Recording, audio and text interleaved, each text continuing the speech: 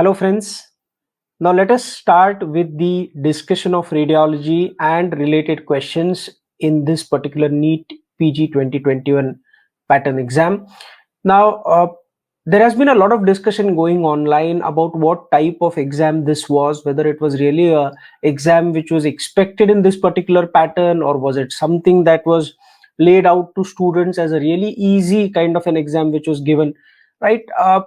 At the end of all this discussion, if we decide to classify this exam into one of the categories, the lowest being just a piece of cake, a very easy, and the hardest one being near impossible, right? The primary impression as to what type of exam it was on the day of that particular exam was that it was an exam which was relatively easy, or a very easy type of exam, given the fact that the last two exams, last few years, especially the last couple of years, what we had experienced was quite a hard, or a very hard type of an exam pattern.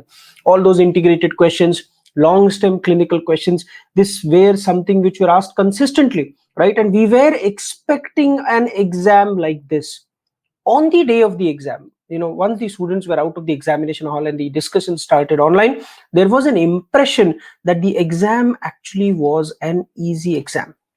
But remember, it is not always what it looks like, isn't it?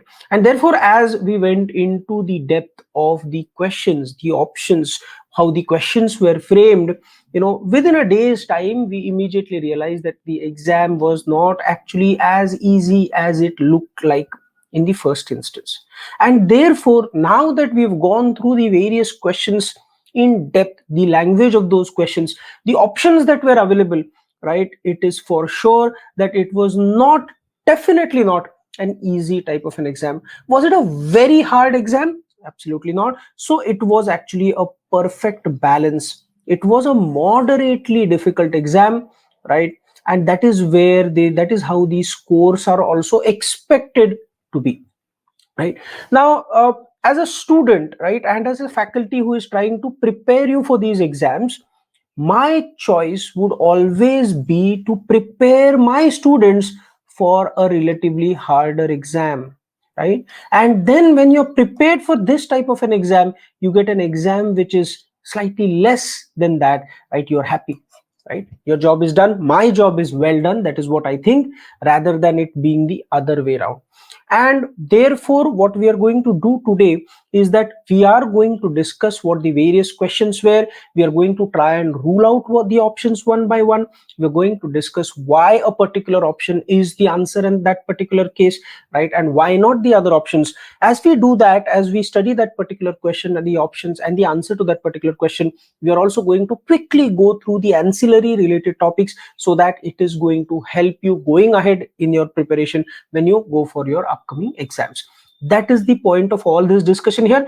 Most of these questions are already been there, in the online social media, various platforms. So these questions. The purpose of we getting together here today and discussing them is to use these questions to enhance our preparation, to give us some extra competitive edge when you are going to prepare for your upcoming exams. That is what we are going to try and do here today. So with that introductory note, now let us jump into the first question. Before we do that, remember, another point which was being discussed is whether it was really an integrated exam or not. I think this image of these intersecting circles that I found was probably the best way I could put it.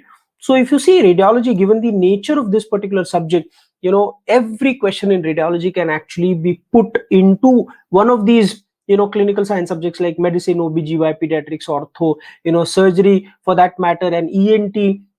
Even anat and radio combination questions were asked. Now if every faculty tries to discuss all these questions together, then rather than discussing 200 questions, we'll be discussing at least 300, 350 questions. That is not practical. And therefore, what I am going to do here today is I am going to discuss the core radiology questions here. So I'm going to limit myself to this central core radiology part. There are various questions in which there was a clinical scenario, in which there was a radiograph, CT, or an MR image, right? And these are a few questions that I'm going to also leave for the other subjects. So few questions that we are not going to discuss here today, right? are going to be discussed either in your medicine or obstetrics or pediatrics or surgery, anatomy integration part, ENT surgery, faculty discussions as well, right? So that is how we are going to plan our discussion today, right? So look at this question. A patient presents with abdominal pain, right, and distension. An X-ray was taken and showed dilated bowel loops as given in the image below. The examiner is not asking you what is your diagnosis. It is ought to be bowel obstruction, because dilated bowel loops, abdominal distension, abdominal pain, you see these loops, your diagnosis is ought to be intestinal obstruction. But the examiner is not asking you what is the diagnosis, and this is how the questions were slightly tricky this time. So they did not ask you the diagnosis, they asked you what is the segment involved. Is it jejunum, ileum, duodenum, or the transverse colon? We have discussed this numerous times before. Let us quickly go through and see whether we can identify, how we can identify different bowel loops on abdomen radiographs. So look at this. Now, if the esophagus is dilated, if you see that the esophagus is dilated, how will it look like? So esophagus is located longitudinally in the mediastinum. So if it is gas filled, if it is distended with air, you will see these wall markings, right? And you will see that there is a lucency between them. You will see a longitudinally oriented lucent structure like this. This is how a distended esophagus would look like. But more commonly, rather than being just distended with air, it is distended with fluid contents. So soft tissue density, water density, can you see this longitudinally oriented structure like this, right? Water density overlapping over the mediastinum. So this is how an esophagus looks like. Now a dilated esophagus looks like. In what condition would you see something like this? The most common condition is a benign condition which gives rise to a diffuse dilatation of the esophagus. And what is that? Yes, it gives rise to a bird beak appearance at the distal end of the esophagus. Now you get it. Yes, the most common condition in which you'll see something like this is achalasia cardia. Achalasia cardia. Yes, so this is how a dilated esophagus would look like. What if the stomach is dilated, right? If the stomach is dilated, as you can see here, you can see a massively dilated and obliquely oriented oval structure. It is not a perfectly transversely oriented one. That is how the long axis of the stomach is, right? So this is an obliquely oriented, dilated air-filled structure. There are no wall fold markings which are seen because the stomach is over distended. So no gastric mucosal folds or rugal folds are seen here. Now, so this is how a dilated stomach is going to look like. So in what condition would you see such dilated stomach? You would see it very commonly if in a child a few weeks after delivery, the child is vomiting whatever the contents that are being fed. It can be seen in pyloric stenosis, right? It can also be seen in gastric dilatations in adults if there's an obstruction at the pylorus, say in cases of CA stomach, or also in gastric lymphomas, right? So these are the conditions in which you'll be able to see a dilated stomach like this. Yes. Now, what if the duodenum is dilated? So if the duodenum is dilated, see, if the duodenum is dilated, usually along with duodenum, the stomach also gets dilated because it is just proximal to the duodenum. Now, if you see here, this is the first part of the duodenum, and if you see, it takes the shape like that of a cap. So this is given a name. This is what is called as the duodenal cap. So the first part of the duodenum, that is D1, when it is dilated, it takes the shape like that of a cap. So this is called as a duodenal cap, right? Along with it, the stomach is also dilated. I said along with duodenum, the stomach is also usually dilated. So what do you see here? You see one bubble and two bubbles. So this is called as a double bubble sign. Double bubble sign is a feature of what? Double bubble sign is seen in duodenal atresia. Right? What are the other conditions that could cause duodenal dilatation or anything that causes obstruction here? So duodenal atresia is one of them. So it could be Ladd's bands, it could be a duodenal web, it could be an annular pancreas, right? So all of these conditions can give rise to duodenal obstruction and right, dilatation of the duodenum, right? So this is how a dilated duodenal loop is going to look like. Now let us come to the main challenge that your examiner has given you here, and that is how to distinguish between small and large bowel loops. Before we go to the images, let us quickly try to look at the various points. When do you say that a small bowel loop is dilated? A small bowel loop is dilated if its diameter is more than 3 centimeters. A large bowel loop is said to be dilated if its diameter is more than 5 to 6 centimeters. This does not apply to the cecum, remember, because the cecum is, normally maybe dilated right up to 8 to 9 centimeters. So for a cecum to be dilated, the diameter has to be more than 9 centimeters. So just remember, there is a rule of 3, 6 and 9 for dilatation of bowel loops. Small bowel loops abnormal when they are dilated more than 3 centimeters. Large bowel loop except cecum more than 6 centimeters, and cecum to be abnormally dilated, diameter has to be more than 9 centimeters. That is the rule of 3, 6 and 9. So what is the location? See, small bowel loops are located in the center, so they are central in location, whereas large bowel loops are at the periphery. Right, so it is called as a picture of the small bowel and picture frame of the large bowel. That is what it is called. Number of loops and air fluid levels. See, the length of the small bowel is extremely long, and therefore when a small bowel loop is obstructed, because the length of the overall small bowel is long, you see multiple loops and multiple small or short air fluid levels. Whereas given the overall length of the large bowel is relatively short as compared to the small bowel, when the large bowel is obstructed, you see only few loops and very few but long air fluid levels. So that are the few points. The most important point, however, to try and distinguish between small and large bowel are the bowel wall markings. What are the bowel wall markings? See, what are the bowel wall markings peculiar of small bowel? They look something like this. So these are transverse complete mucosal folds extending across the bowel lumen from one wall to the other. This is given a name. This is called as volvulae conniventis. They create an appearance which is called as the concertina like appearance, right? Whereas large bowel wall folds, right, or wall markings, these are transverse incomplete folds like this, alternating transverse incomplete folds, right? This is given a name. This is what is called as the horstrations. Yes. Now, obviously, when a small bowel loop gets dilated, nothing passes distally to it. So the large bowel is empty. So will there be gas within the large bowel in small bowel obstruction? No, because nothing is going to pass distally into the large bowel. Whatever the content will be will get empty through the rectum. But if the large bowel is obstructed, say for example at the splenic flexure, if the obstruction is here, then everything proximal to it is going to be dilated, but everything distal to it is going to be collapsed. So there is going to be an abrupt cutoff at the site of obstruction.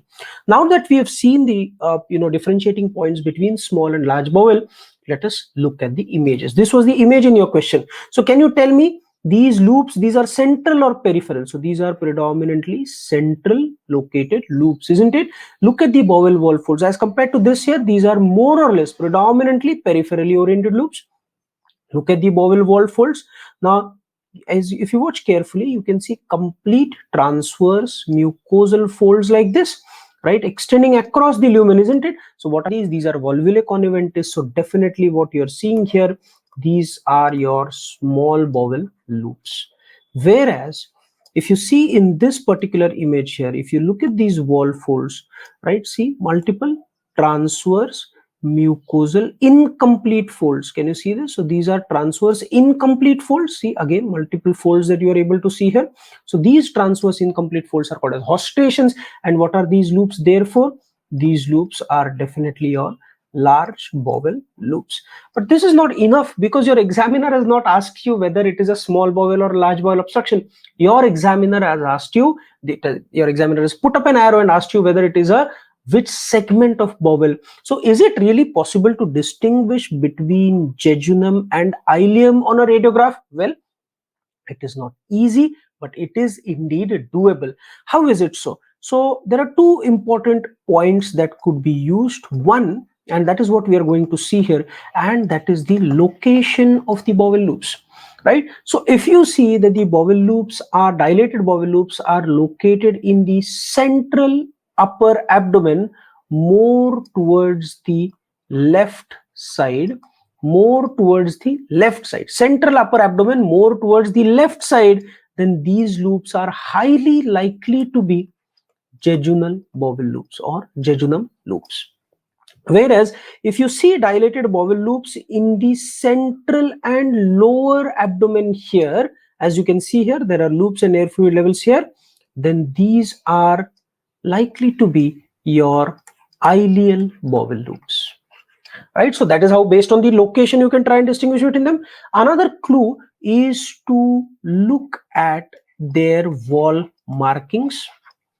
Yes, what are the wall markings or wall folds of small bowel loop called as? They are called as volvulae conniventis. If you see, you are able to see multiple volvulae conniventis here in the jejunum loops, very few of them in the ileum. So which means that in jejunum you see multiple, that is, they are greater in number, multiple and relatively thicker volvulae conniventis, whereas in ileal loops they are very few. So see, they're sparingly or hardly seen in the central bowel loops there, and they are extremely thinner.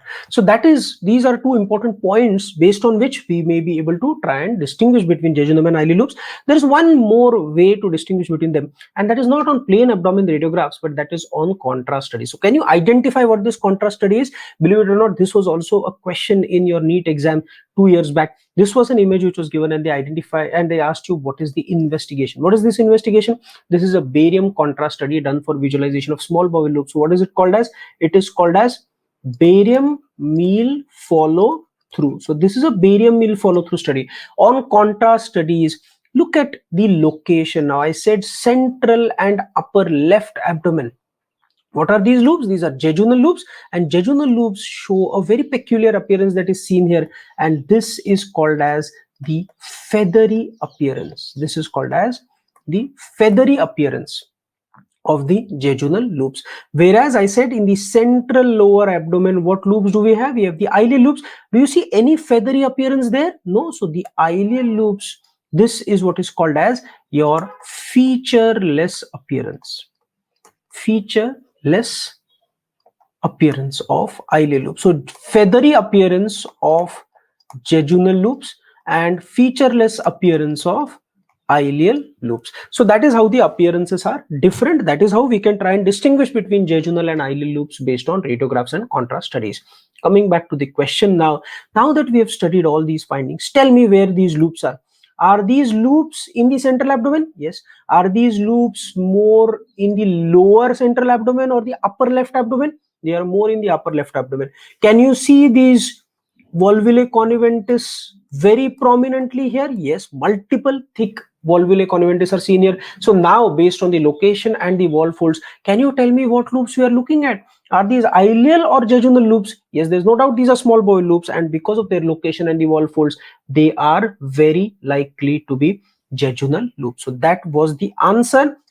It was not a straightforward image-based question asking you about intestinal obstruction. This was based upon the slight twist, and that is how to try and distinguish between jejunum and ileum. And therefore, I'm saying this exam was not as easy as it appears to be at the first glance, right? So this is just one example of how this exam was, right? Fine. So that is what the answer to this particular question is. Now, let us look at certain key clinchers related to bowel obstruction. Right. Now, can you tell me, in your next upcoming exam, if your examiner asks you, are suspecting a patient to have bowel obstruction, what is the initial investigation that would do?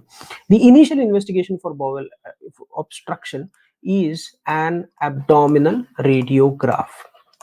What radiograph would it be? It could either be a supine radiograph, or rather it is a combination of supine and erect abdomen radiograph. So that is the initial investigation. But if your examiner asks you what is the investigation of choice in a suspected case of bowel obstruction in a child, so in a child, remember, the investigation of choice is ultrasound. But if the examiner asks you what is the investigation of choice in adults, then in adults the investigation of choice is a contrast enhanced CT. CT is much superior a modality than ultrasound, right, for bowel visualization. But in a child, given the high radiation exposure of CT scan, we are going to try and avoid doing a CT scan as far as possible, and therefore ultrasound is the investigation of choice for suspected bowel obstruction in children. If your examiner specifically asks you what is the most reliable finding on a CT scan when you're trying to look at bowel obstruction, then that finding is what is called as the transition point. What is the transition point? If this is a small bowel and there is a point of obstruction, what is going to happen at the point of obstruction? There is going to be a sudden narrowing, and this sudden narrowing is what is called as the transition point. Why? Because the cause of obstruction is hidden here at the transition point. Either it is an adhesion, either it is a lesion in the bowel there, either it is an intussusception there. So we are going to try and find out what the cause is. Therefore, it is the most reliable CT scan finding. We have to pay particular attention to it. That is called as the transition point on CT scan. So these are few important clinchers. Now let us move on to the next question. A child with acute lymphoblastic leukemia undergoes prophylactic irradiation prior to autologous hematopoietic stem cell transplant. Which of the following will be the least affected by radiation? Now, I'm sure by now most of you know the answer to this question. What I'm going to try and do here is I'm going to try and prepare you for multiple questions that could be asked on topics related to this particular concept. And this is a factual question, but remember, behind every factual question in radiology there is a very beautiful core concept that underlies it. And what is the core concept on which this particular question was based? That core concept is the concept of law of radiobiology. This core concept is the concept of law of radiobiology. This is also called as the law of Bergoni and Tripondio. The name is not important. What this concept says is important.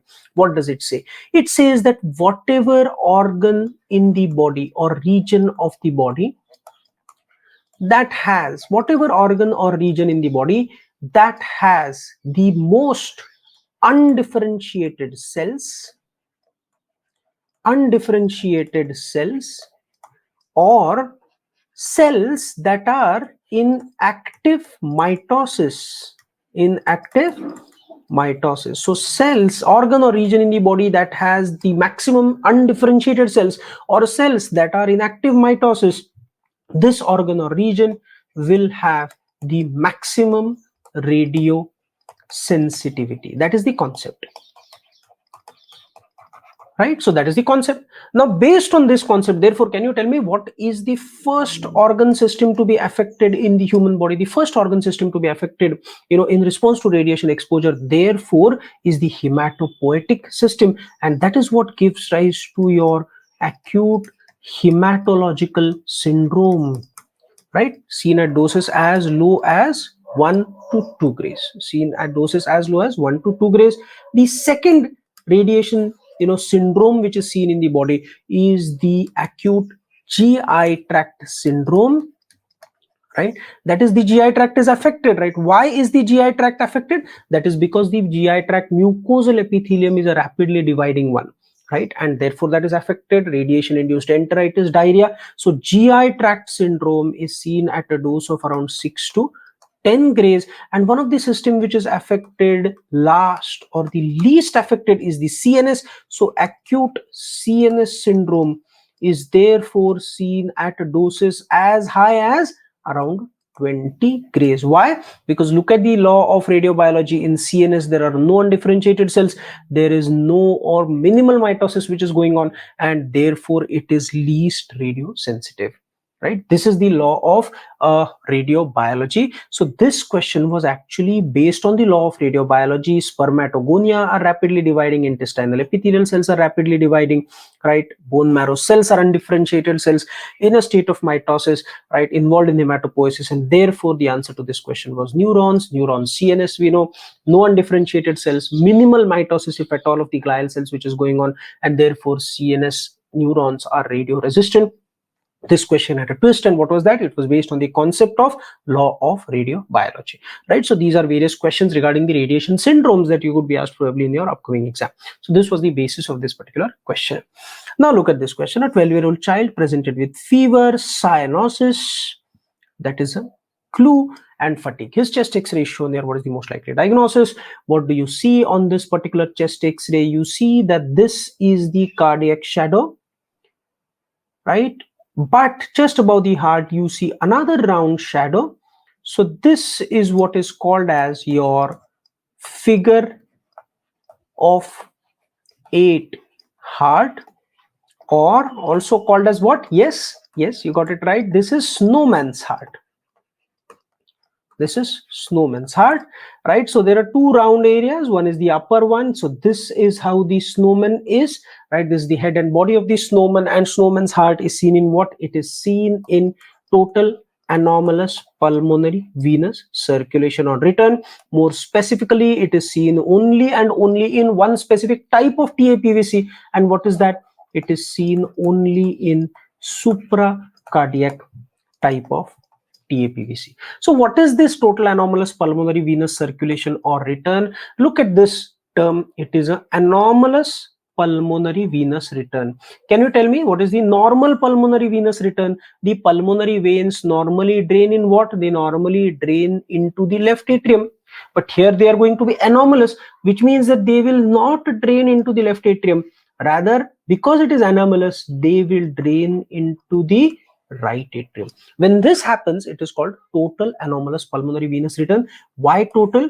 Because all the pulmonary veins, they are going to drain into the RA instead of the LA. That is called total anomalous pulmonary venous return. There are various types: supracardiac, cardiac, infracardiac, and mixed. This is based on where the venous return actually joins the heart. So quite easy. Let us look at this in an image-based format. So if you see, the most common type is supracardiac. Means what? Just see, just behind the heart, just behind the RA and the LA, the pulmonary veins from both sides converge together.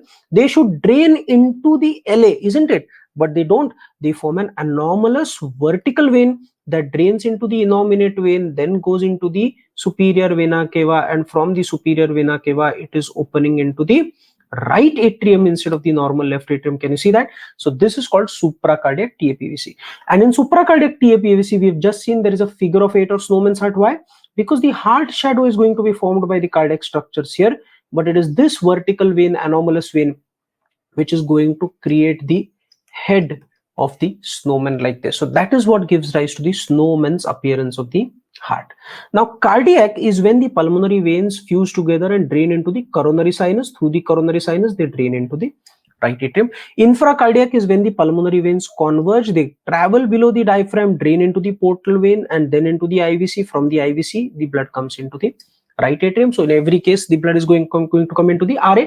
In mixed, few veins directly open into the RA, whereas the others form an anomalous vein on from the left side, drains into the innominate, from the SVC again into the RA. So that is called as mixed.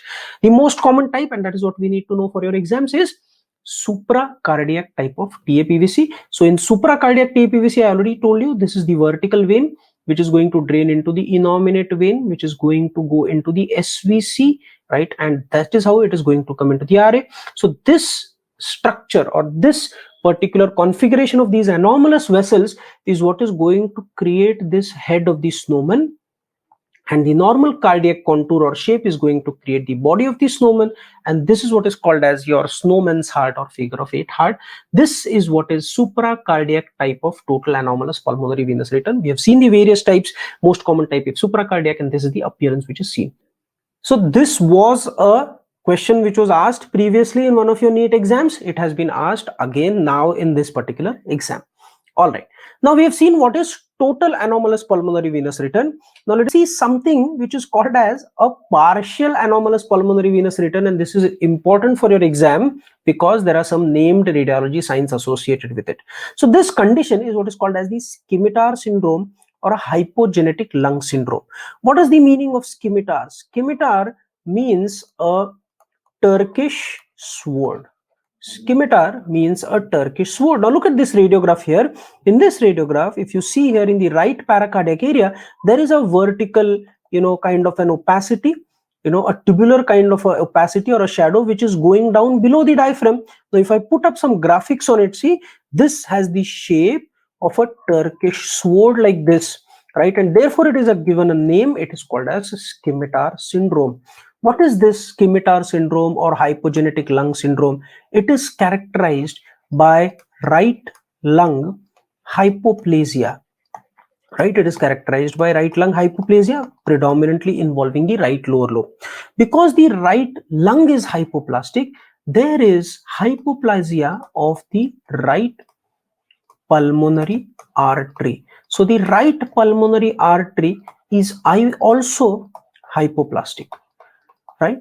Now this because the right pulmonary artery is hypoplastic, the blood supply of the right lower lobe is also anomalous and comes from the aorta. So right lower lobe arterial supply comes from the aorta and not from the pulmonary artery. And what is the shadow that we are seeing on this radiograph here? This shadow that we are seeing on the radiograph here is nothing but the anomalous pulmonary vein.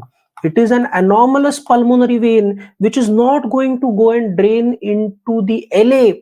Remember, it is going to go down, it is going to drain into the IVC, and from the IVC it is going to drain into the RA. So that is how it is only one lobe vein which is anomalous, and therefore it is called as a partial anomalous pulmonary venous return. This is called scimitar syndrome or hypogenetic lung syndrome. So we have studied the question. So this was the question.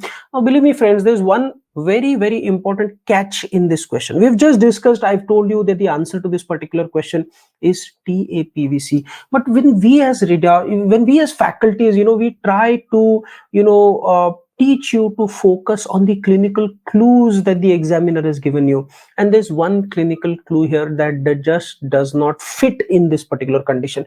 And what is that clue? It is this age of 12-year-old.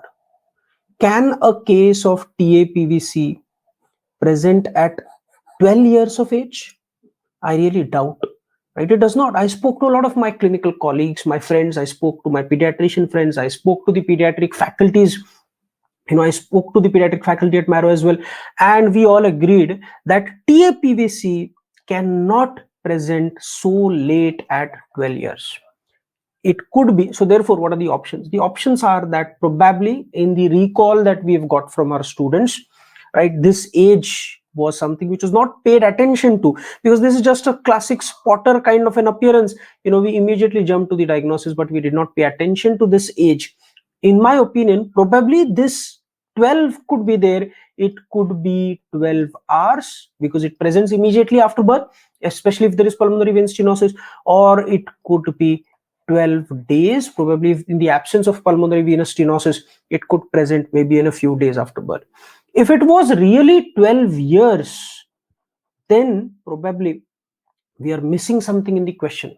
Then the answer could be something else.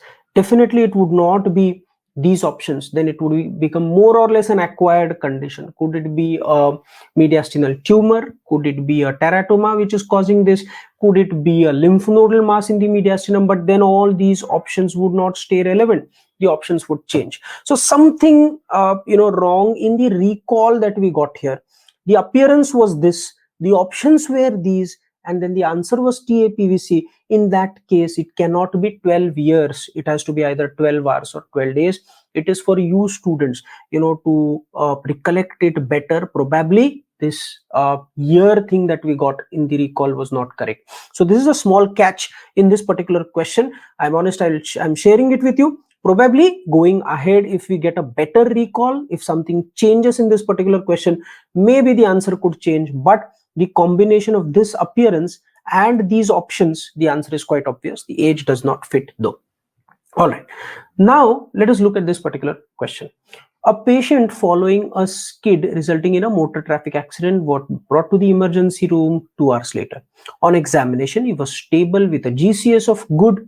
Pupil was reactive, tenderness and bruising was there over the left lower chest wall with petechiae. That is a clue, a very sensitive area for abdominal trauma here, because you have the spleen here, right? Severe tenderness was noted in the left hypochondriac region, same area. Look at the blood pressure, 90/50. So the patient is in hypotension. So now your examiner is asking you, what is the best investigation done in the emergency room? This is one topic on which lots of questions have been asked previously.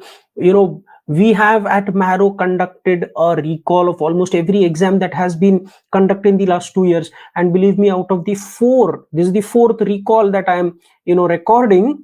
3 of them I have included this topic because there was a question on this particular topic. Just imagine how important this is right now. And this is the management of abdominal trauma and its evaluation by FAST. What is fast? How do we proceed whenever we look at a case of abdominal trauma? The first step is always fast. Focused assessment with sonography in trauma. This is a very important concept. Remember, when is a fast called as fast positive? A fast is positive when there is free fluid present in the abdomen, right? What does it mean?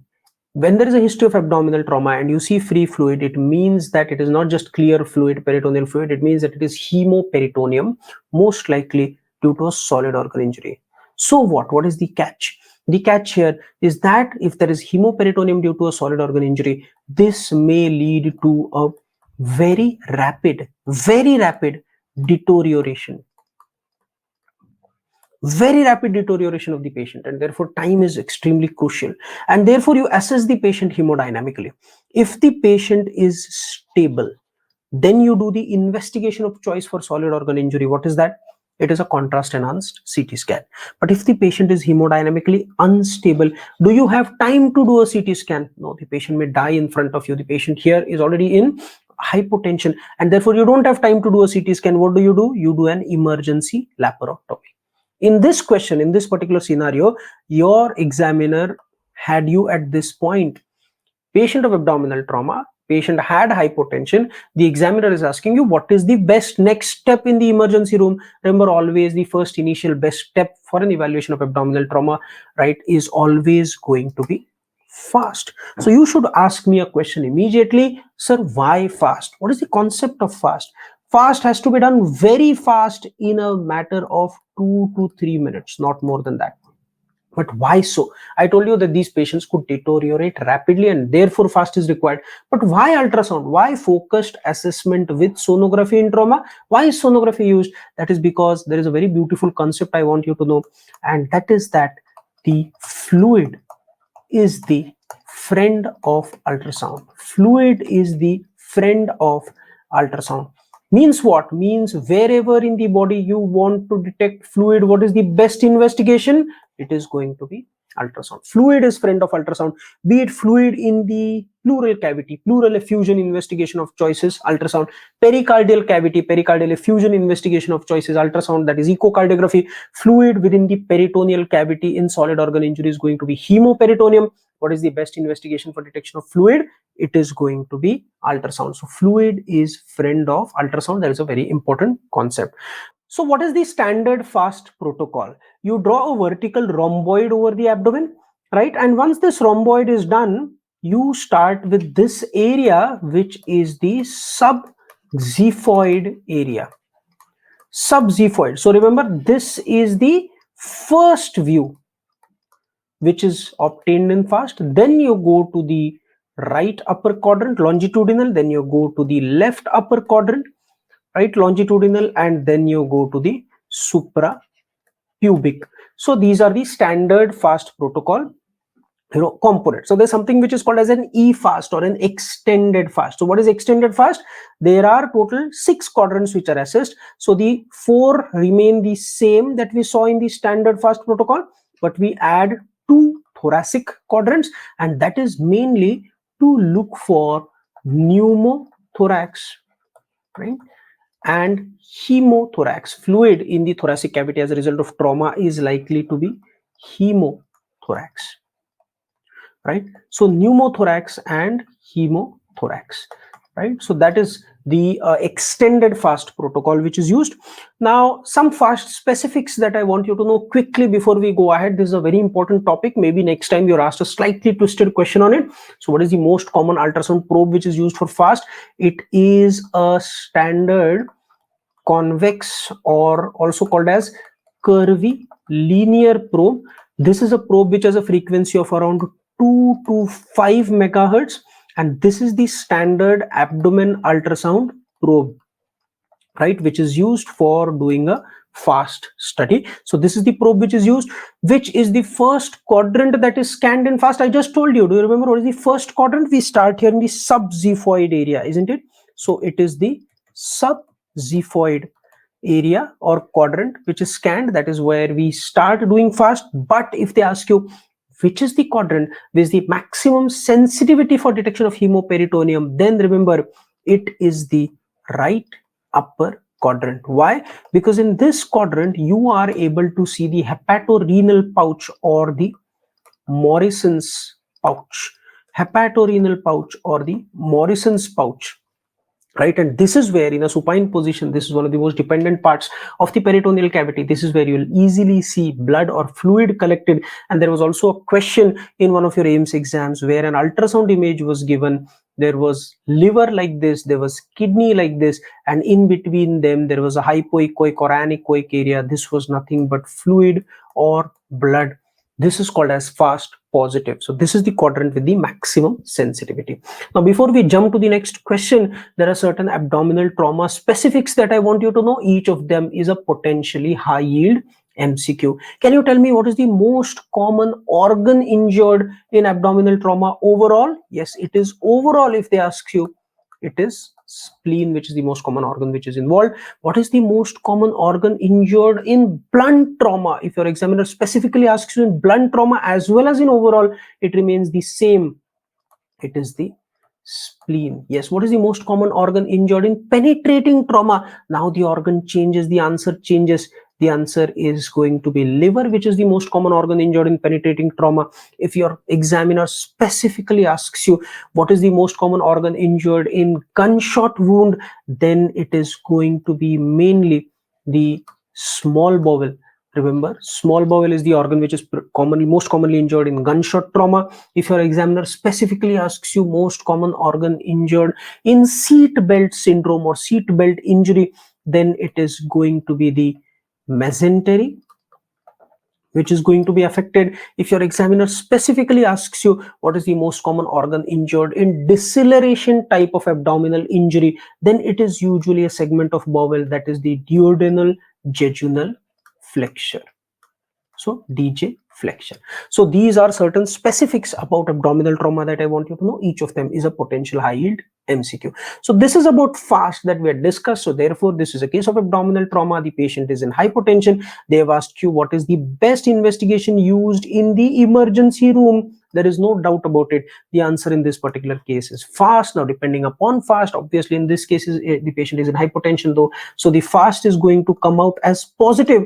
Next time they ask you what is the next step after doing fast, because the patient is in hypotension already, you don't have time to do a CT scan, and therefore what do? You do a emergency laparotomy. Right, so that is going to be the next step. So that was the answer to this particular question. Yes. Now let us move on to the next one. A middle-aged patient presented with history of fever and abdominal pain for the past 2 days. His X-ray is shown below. What is the most likely diagnosis? Once you look at this particular radiograph, again, this is a condition which has been asked for almost every exam in the last 2 to 3 years. This is something that even at your level, you cannot afford to miss. Because if you miss this, the patient is going to die, right? Even if there is a slight delay in the treatment, in the definitive treatment of this patient. So what is this? If you watch carefully, look at the domes of diaphragm, you are able to see a lot of free air under the domes of diaphragm on both sides. So this is the gastric bubble or fundic bubble. Above that, you're able to see free air. Right. So what is this? This is when you see so much of free air in the peritoneal cavity there. So see free air under both the domes of diaphragm. Significant amount of free air under both domes of diaphragm is pneumoperitonium. Right. So what is this? This is pneumoperitonium. And what is the most important cause of pneumoperitonium? It is perforative peritonitis. So it is likely to be perforation of a hollow viscus. Perforative peritonitis. But I have seen certain discussions online across various platforms saying that one of the options in this particular question was a ruptured liver abscess. And then there was a discussion that I have read which says that a liver abscess could contain air within it, and once it has ruptured, it may give rise to collection of air, just under the right dome of diaphragm. So could it be a ruptured liver abscess that could have been the answer in this particular question? Could it be the option of choice over and above hollow viscous perforation? That is what we are trying to define here. See, can it be ruptured liver abscess? The answer is yes. But the problem is that in your question paper, it is a single best option that we are going to select. Is it so? Was there something in this question that would give rise to ruptured liver abscess being the more preferable answer? Let us discuss how clinically these conditions could present. Both of them will present in an acute manner. So there is an acute presentation, whether it is a hollow viscous perforation or ruptured liver abscess. Hollow viscous perforation may usually give rise to diffuse pain and tenderness all over the abdomen. And if it has to be a liver abscess, then your examiner must give you a certain localizing clue. And what is that? The pain should be more localized to the right hypochondriac region. Was this a part of your question in this particular frame as to how this question was framed? No, this was not there, isn't it? Next, the signs of sepsis could be there, right? So in perforative peritonitis, now people, students say that because there was fever which was mentioned in this particular question, it is more likely to be a ruptured liver abscess. I do not agree with this, because in a way in which body reacts to perforative peritonitis is that there could be some signs of sepsis. Fever, elevated counts may or may not be present. It is not that it is never seen at all. Fever can also be seen in perforative peritonitis due to hollow viscous perforation, but these signs of sepsis are more marked or more pronounced in a liver abscess, because sepsis or infection is the primary abnormality when you're looking at liver abscesses. Usually perforative peritonitis will give rise to a significant amount of air, whereas in a liver abscess it is mainly pus which is there in the cavity. A small amount of air might be there, so minimal air under diaphragm is usually seen. Now that we have compared these conditions, let us come back to this question. A middle-aged patient presented with a history of fever and abdominal pain. Fever and abdominal pain can be seen in both hollow viscous perforation as well as liver abscess. Has your examiner given you any localizing sign? Is there a pain which is more in the right hypochondriac region or the right upper quadrant region? No. Right? Has there been a very pronounced sign of sepsis? Is there elevated counts? Is it high grade fever? No, it is not there. And therefore, also when you look at the radiograph, can you see there is a very large amount of free air? It is evident underneath both the domes of diaphragm, significant amount of air. All this that we have discussed put together, I will choose hollow viscous perforation as a more preferable answer over ruptured liver abscess. Can ruptured liver abscess present with air under dome of diaphragm? The answer is yes. But in this clinical scenario, in this particular image, given the points that we have discussed until now, if out of options A and D, I have to choose one, which is the more likely one that is likely to be the answer, it is going to be hollow viscous perforation. I'll repeat again. I've said, can ruptured liver abscess present with air underneath the diaphragm? The answer is yes. But we just did an in-depth discussion between them. Given that there are no localizing signs towards the right upper quadrant or right hypochondriac region, given that there are no pronounced signs of sepsis, given that there is a very large amount of air underneath the dome of diaphragm, I will choose hollow viscous perforation as the more likely answer in this particular question over and above ruptured liver abscess. That is what my take on this particular question is. I hope that settles your confusion. I hope it settles down the controversial discussions that are going on. This is what is my take on this particular question. In contrast to this, when we do an X-ray chest erect, see what happens.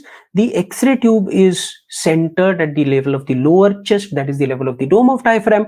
A perfectly horizontal X-ray beam passes through this air under the dome of diaphragm, and it is very well depicted here. And therefore, if your examiner asks you what is the best radiograph, it is going to be X-ray chest erect. A lateral radiograph erect chest is considered to be better than a PA or an AP radiograph. This is a further one step ahead question if your examiner asks you, but it is X-ray chest erect which is considered to be better than X-ray abdomen erect. All right. Now, if your examiner asks you what is the overall best investigation, remember we just discussed concept fluid is friend of ultrasound, isn't it? Now, therefore, if fluid is friend of ultrasound, so fluid is the friend of ultrasound, right? There is an enemy that ultrasound has, and what is that? It is air. So air is the enemy of ultrasound, which means Anywhere in the body you want to detect air, you cannot use ultrasound. So what do you use? You always use a CT scan, remember. So anywhere in the body you want to detect air as an abnormality. Pneumoperitonium, what is the investigation of choice? The investigation of choice is going to be CT. Pneumothorax, if they ask you what is the investigation of choice overall, it is going to be CT. Pneumomediastinum, if they ask you what is the investigation of choice, it is going to be CT. So fluid is friend of ultrasound. Anywhere in the body you want to detect fluid, investigation of choice is ultrasound. Air is enemy of ultrasound. Anywhere in the body you want to detect air, the investigation of choice is going to be CT scan, remember. So that is why CT is the investigation of choice for detection of minimal pneumoperitonium as well. Various signs that have been described, beautiful signs. Just let us quickly go through them. You see a central lucency. You know, all these signs are seen on supine abdomen radiograph or supine abdomen X-ray. The air has collected just underneath the dome of just underneath the anterior abdominal wall. So you see a central large oval lucency over the abdomen. This is what is called as your football sign. Air goes and lines the central tendon of diaphragm. So this is the central tendon of diaphragm. Just below it you can see a lucency. This is what is air. This gives rise to a dome-like appearance at the top of the abdomen. This is what is called as the cupola sign. Air comes and lines the falciform ligament from both sides. You see the falciform ligament as a sharp margin, differential radiographic density theory. This is what is called as the falciform ligament sign. Similarly, air comes and lines the liver. See, you can see a sharp liver margin. You can see a sharp margin of the gallbladder as well. Differential radiographic density theory. Air lining the liver gives rise to a sharp margin. This is what is called as the liver sign or gallbladder edge sign. Now, bowel loop, see, air within the lumen of the bowel loop lines the bowel wall. You can see the inner bowel wall. Air within the peritoneal cavity lining the serosal surface of the bowel. You can see the outer bowel wall as well. So both the inner and outer bowel wall margins are well visualized. This is what is called as Wriggler's double wall sign. This is called Wriggler's double wall sign. Yes, now the air within the Morrison's pouch, hepatorenal pouch, takes a very peculiar shape like this. This is what is called as your Doge's cap sign. See, this is how the shape of a Doge's cap is. So this is the peculiar shape that you're able to see here within the Morrison's pouch. This is what is called as the Doge's cap sign. So these are various, named signs in pneumoperitonium. This is something that I want you to know. Yes. Now look at this. If I give you the same history that your examiner had given you, say there won't be fever in this case, but this patient presents with pain, and this radiograph. Look at this radiograph. Is it pneumoperitonium? Can you see a lucency or a black area underneath the right dome of diaphragm? Yes. But is it free air? No. Can you see these bowel wall markings there? So what has happened basically is that, so there are bowel wall markings which are visible. What has happened here is that this is the dome of diaphragm, this is the liver, and there is a loop of, so this is the liver, there is a loop of colon, say the hepatic flexure and the transverse colon, and this loop of colon has become interposed and trapped between the diaphragm and the liver. It looks like pneumoperitonium, but this is not jet black because you can see these bowel wall markings, and therefore this is called as pseudo pneumoperitonium. Pseudo pneumoperitonium. What is this condition called as? It is given a name. So this looks like pseudo. This is called pseudo pneumoperitonium. But when this colonic loop gets interposed or trapped between the diaphragm and the liver, it is given a name. What is it called as? It is called as, yes, it is called as Chilaiditi sign. What is this Chilaiditi sign? If it is just a radiological sign, this appearance on X-ray without any clinical features, it is called as Chilaiditi sign. But along with this radiographic appearance or X-ray appearance, the patient also has pain. Then it becomes a syndrome. Then it is called as Chilaiditi syndrome. Then it is called as Chilaiditi syndrome. Only X-ray appearance like this, it is called Chilaiditi sign. X-ray appearance plus pain, it is called Chilaiditi syndrome. Remember, it is a pseudo-pneumoperitoneum. It is a colonic loop which is trapped between the diaphragm and the liver. So this is what is one important condition that I want you to know. Let us move on to the next question now. A laborer was working at his site with a chisel and a hammer. He suddenly felt an impact when he hit his hammer and had an eye injury due to a flying fragment. He was brought to the hospital. Which of the following investigations would be detrimental if done in his case? So very classic clinical history. The laborer is working with a chisel and a hammer. When he hit his hammer, only one metal fragment just flew off, from the object that he was hitting or from the chisel, and it went into its eye. The patient is brought to the hospital. If there is a metallic suspected foreign body in the eye, which investigation do you not do? Right? It is MRI, which cannot be done, because if you look at MR contraindications, remember, metallic foreign body in the eye is an absolute contraindication. Why? Because it is a metallic ion fragment, it has ferromagnetic properties. Under the influence of a strong magnetic field of the MR, if it moves, it will aggravate and cause greater injury to the eye and the ocular structures. Cardiac pacemaker is an absolute contraindication. Why? Because it is an electromagnetic device which is responsible for the working of the heart. If under the strong magnetic field the pacemaker stops functioning or it malfunctions, the heart may go into arrhythmia, right, may go into arrest. Also, if the metallic leads are not MRI compatible, they may rip out of the heart. Patient may die on table when doing an MRI. Therefore, cardiac pacemaker is an absolute contraindication. Ferromagnetic hemostatic CNS aneurysm clips, again for the same reason. If they move because they have been applied on a vessel, they may give rise to rupture or intimal tears. This may give rise to dissection or a rupture of an aneurysm and intracranial bleed. Therefore, these may aggravate or cause greater problems to the patient. These are called absolute contraindications. There are certain important conditions I want you to know, which are relative contraindications.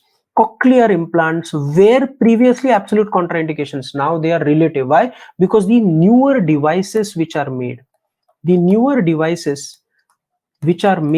are MR compatible. So now when there is a cochlear implant and we are supposed to do an MRI, we check what implant was put in. If it was MR compatible implant which was put in, we may do the MRI by taking a few precautions. So it is no longer an absolute contraindication. Remember, claustrophobia, yes, can we overcome it? Claustrophobia is fear of closed spaces. The patient may panic if the patient is undergoing an MR, right, in a closed space. When the head is immobilized, a coil is put around the head, the space is so narrow, there's a loud noise which is coming in. MRI takes almost 30, 35, 40 minutes for its completion. So claustrophobic patient may panic.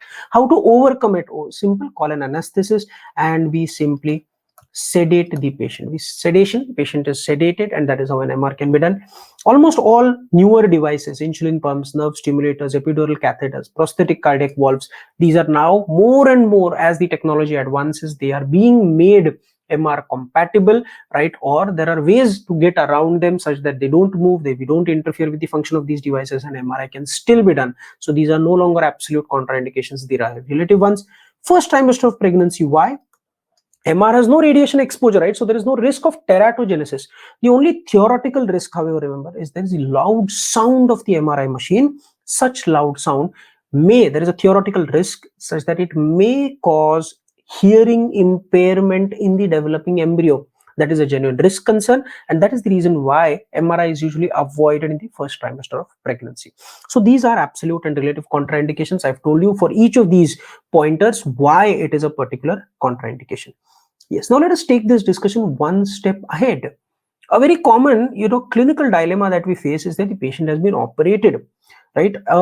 Say an internal fixatory device has been put like this, like a dynamic hip screw or an intramedullary nail. What to do? Can we do an MRI? In such conditions, if there is an internal fixator, remember, doing MRI is absolutely safe. You can go ahead with an MRI. It is not a contraindication. Why? Because most of these implants are made up of what? They are made up of titanium. They are alloys, right? They have minimal ferromagnetic properties as such. Even if they have a little bit of ferromagnetism, they are firmly fixed in the bones with the help of nails, right? You can see a fixing nail there.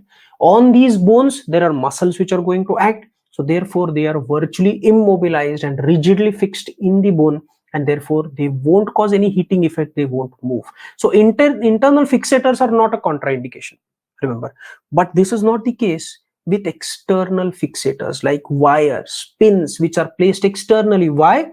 because they are made up of stainless steel or iron. They have significant ferromagnetic properties. Are they rigidly fixed? No, and therefore they may move, they may cause significant heating, and therefore external fixators are also considered to be an absolute contraindication for doing an MRI. So external fixators are absolute contraindication for doing an MRI. Internal fixators are not. Let us take this discussion one more step ahead. What about your stents or intravascular stents? Remember, once a stent is put, granulation tissue develops around that stent, and this stent is then more or less fixed to the arterial wall, right?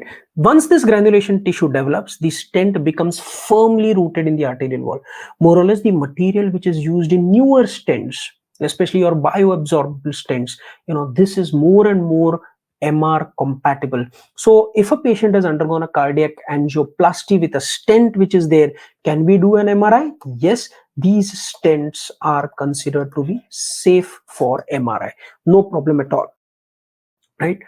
What about ACL reconstruction screw? So this screw per se, these screws which are put into the femur and the tibia, and this is the prosthetic anterior cruciate ligament, these screws have significant ferromagnetic properties, but they are implanted deeply within the bones, so they don't move, they don't cause heating effect. So again, ACL reconstruction screws are safe for doing an MRI. There is no problem at all. But there are CNS aneurysm clips that we discussed. Do you remember? They are absolute contraindications because if they move, they may lead to rupture of the hemorrhage and intracranial bleeds. So coronary artery stents, ACL reconstruction screws are again considered to be safe, right? So the answer to this particular question that we just discussed is MRI cannot be done because there was a suspected metallic foreign body in the eye that we were looking at. This is the answer to this particular question. So now look at this particular question. The examiner is trying to help you with various clues. What were the clues in this question? History of spinal TB was a clue. Low-grade fever, dull backache or flank pain, persistent flexion of the left hip joint. Yes, there was limited motion of the hip joint, and then you see a psoas muscle which is bulky. There is a hypodense collection with peripheral enhancement. What is this muscle which is affected? This is B. What is this muscle? It is the psoas muscle. And what is the abnormality? It is a psoas abscess. Right, so this was the answer to this particular question. What is A? A is the abdominal wall muscles. These are your external oblique, internal oblique, and transversus abdominis. D is what? D is your gluteus muscles. The outer one is the maximus. The inner one is the medius, gluteus medius. What is C? C is nothing but your adductor muscles which are there. Okay, all right. So this was the answer to this particular question. So yes, so that was the answer. Now friends, as I told you at the outset of our discussion, there was a lot of integration between questions across various subjects. So what I am going to restrict myself to, what I have done today, as I have discussed the core radiology questions, many such related questions which will have radiological investigations, right, or images within it, you will discuss or you will study in your other subject recall discussions. But it would be unfair to me. I'm not satisfied or content with leaving a few important image based questions out of my discussion today. So what I'm going to do is, though we have had a detailed and comprehensive discussion of these questions that we just discussed till now, I'm in the next 5 to 8 minutes sort of, I'm going to discuss few more additional questions. We are going to have a very brief, very short discussion of these questions. These questions, these topics are going to be discussed in much more detail when you go to your OBGY or ortho or pediatric or medicine or surgery recall discussions. So bear with me. We're going to have a very short, very brief discussion in the next few minutes. A 10-year-old child presented with limb pain and normal bone mineralization is a clue, because bone mineralization would be affected in vitamin D related conditions. Here it is not, is the knee radiograph. What do you see in the knee radiograph? Look at this epiphysis. Can you see a white dense margin around it? And the central area is appearing black. This is called as what is your Wimberger epiphysis, which is seen in scurvy. You can see a white line of Frankel just proximal. You can see a tremor field zone of rarefaction. Look at the sharp spurs. These spurs are what are called as your Pelton spurs. So all these findings are pointing towards a vitamin C deficiency, and scurvy was the answer in this particular question. Yes. Now look at this, a 35-year-old patient presented with dull aching pain in the back and sterile pyuria. I think that is the clincher in this particular question. Sterile pyuria is a classic feature of renal TB. His KUB radiograph is showing what? It is showing diffuse parenchymal calcification. Remember, this is coarse calcification, not in the pelvic ileal system. It is not filling up the pelvic ileal system like a cast, as is the case in Stagon calculus, but it is affecting the entire kidney, including its parenchyma. This is kind of an end stage renal TB, where the renal function is cut off, right? And this type of kidney is what is called as your putty kidney. So this is renal TB, and the appearance that you are seeing is a classic putty kidney. Yes. Now see, a 13-year-old child who had a history of chronic right ear discharge. So there is a reason why the examiner has given you this particular history, chronic right ear discharge. So maybe CSOM, right? An unsafe type of CSOM can give rise to certain complications. And what are the complications here? Patient presents with neurological features. There is headache, there is fever, there is altered sensorium. Why is there CNS neurological features? Because there is a lesion in the brain. What part of brain it is? Now look what you are seeing in this image. What is this image? Look at this skull vault around the brain. It is appearing bright. So this is CT. Look at the blood vessels. You can see all the blood vessels in the region of the suprasellar system. They are appearing bright. So this is a contrast enhanced CT. What are the lobes? This is the frontal lobes. Look posteriorly. You can see the pons.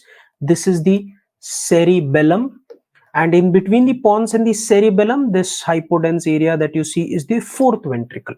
Now, so we are at the lower level, at the level of the posterior fossa. So what is the lobe of the brain which lies lower down? It is the frontal and the temporal lobe, right? So what is this lobe? This is the temporal lobe. So on the right side, this is always right, this is always left. You see a hypodense lesion. Can you see that there is a thick rim of peripheral enhancement around it? So what do you see here? In this image, we see a ring enhancing lesion in the right temporal lobe. What are ring enhancing lesions? The central part is liquid, necrotic or hemorrhagic. The pathology is at the periphery, and so it is enhancing. So this is a classic temporal lobe abscess. As a complication of unsafe type of CSOM, the patient has developed neurological signs, right? And as a result of which there is an abscess within the temporal lobe, right? That is the underlying cause for this particular presentation. So the answer in this particular case was a temporal lobe. Is it cerebellar abscess? No, there's nothing in the cerebellum, right? Can it be an extradural? Anything extradural compartment, anything gets accumulated, it is going to be biconvex in shape like this. Nothing like that is seen here. Meningitis will not give rise to a brain focal lesion like this. So this is intraaxial within the brain. This is a classical temporal lobe abscess. Yes, a patient was being investigated for recurrent miscarriage. Can you identify this investigation done in the patient? Yes, what is this? You can see that there is a contrast material. There is a cannula which is inserted into the external os, through which a contrast material was injected, right? It goes into the uterine cavity, which is opacified. It is opacifying a tube, and there is a free peritoneal spill. The tube on the left side is not seen. This is a radiograph. So this is not a saline infusion. Sonosalpingography is when we'll see an ultrasound image in which we inject saline and that we trace the path of the saline. This is an ultrasound technique. This is not an ultrasound image. This is a hysterosalpingography. Yes, hysterosalpingography has to be done best on the 6th to the 9th day of the cycle, so that the menses are over and there is no chance of irradiating recently conceived embryo. And therefore, what is the best time to do an HSG? It is the 6th to 9th or 6th to 10th day of the cycle. This is not a CT image. This is not CT salpingography. This is not an MR salpingography. So this is what is done for evaluation of infertility patients to check for tubal patency. And in this case, you can see that because the left-sided tube is not opacified, there is no spill, this is probably a left tubal block. Left tubal block. This is how it would appear. Yes, so this is hysterosalpingography. A 35-year-old male, so middle-aged adult, presents with pain at wrist and swelling. His radiograph is shown here. What is this? Now just compare the distal ends of radius and ulna. The distal end of radius is expanded, isn't it? So this is expansile. Can you tell me? So I'm going to enumerate the points. What is it? This is an expansile lesion, right?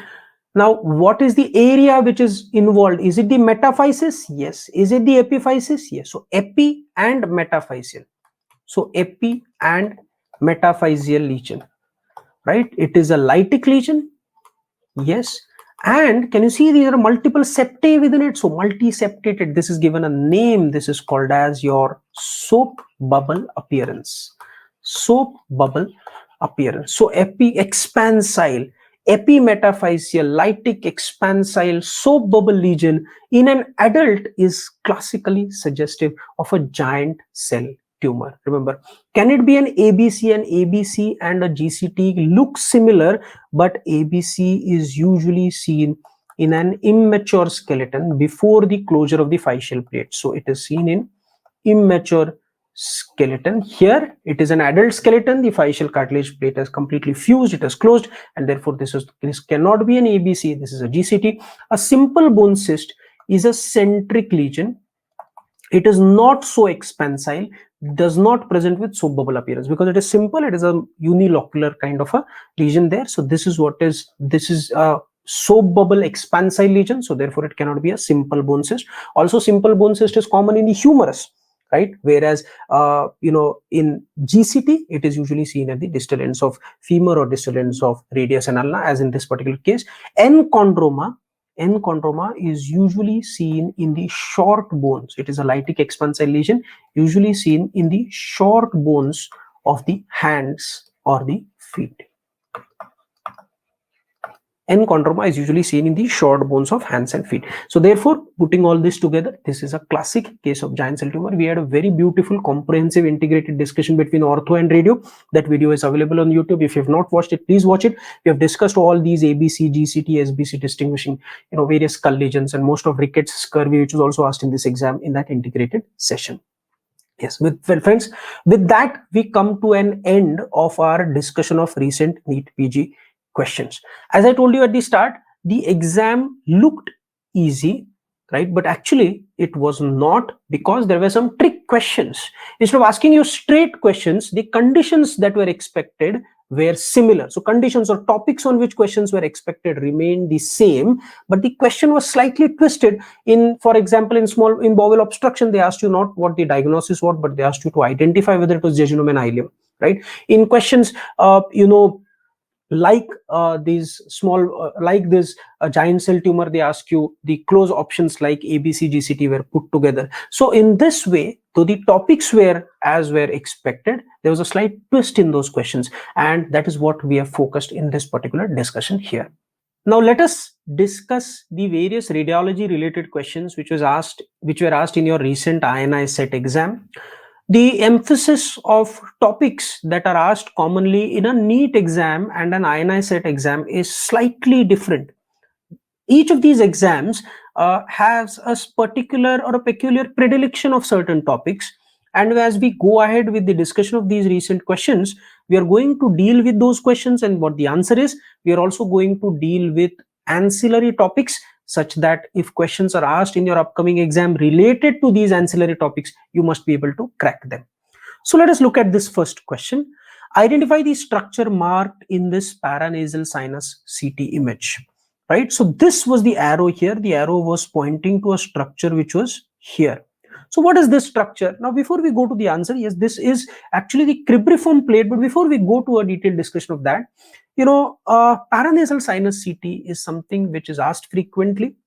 In the last 2-3 years, there were questions like, sinusitis, invasive fungal sinusitis.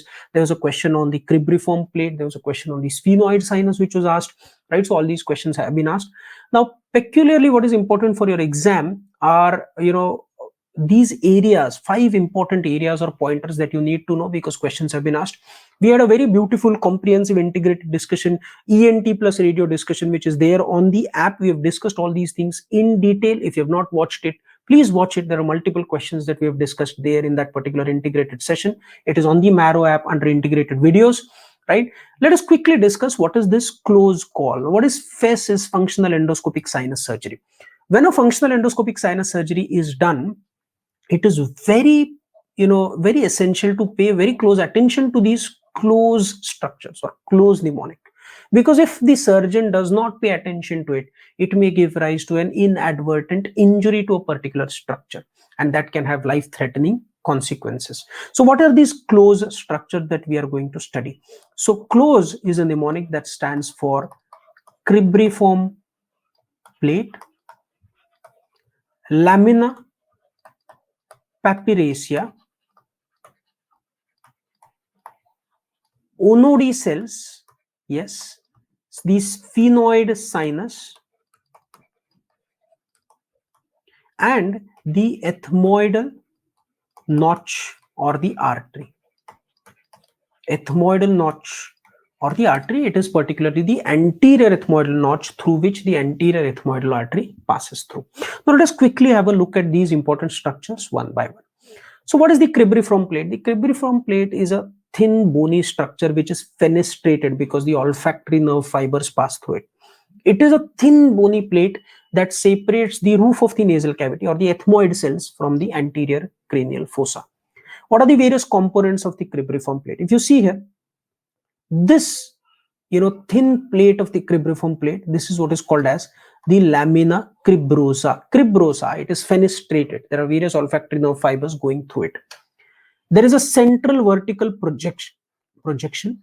This is what is called as the crista.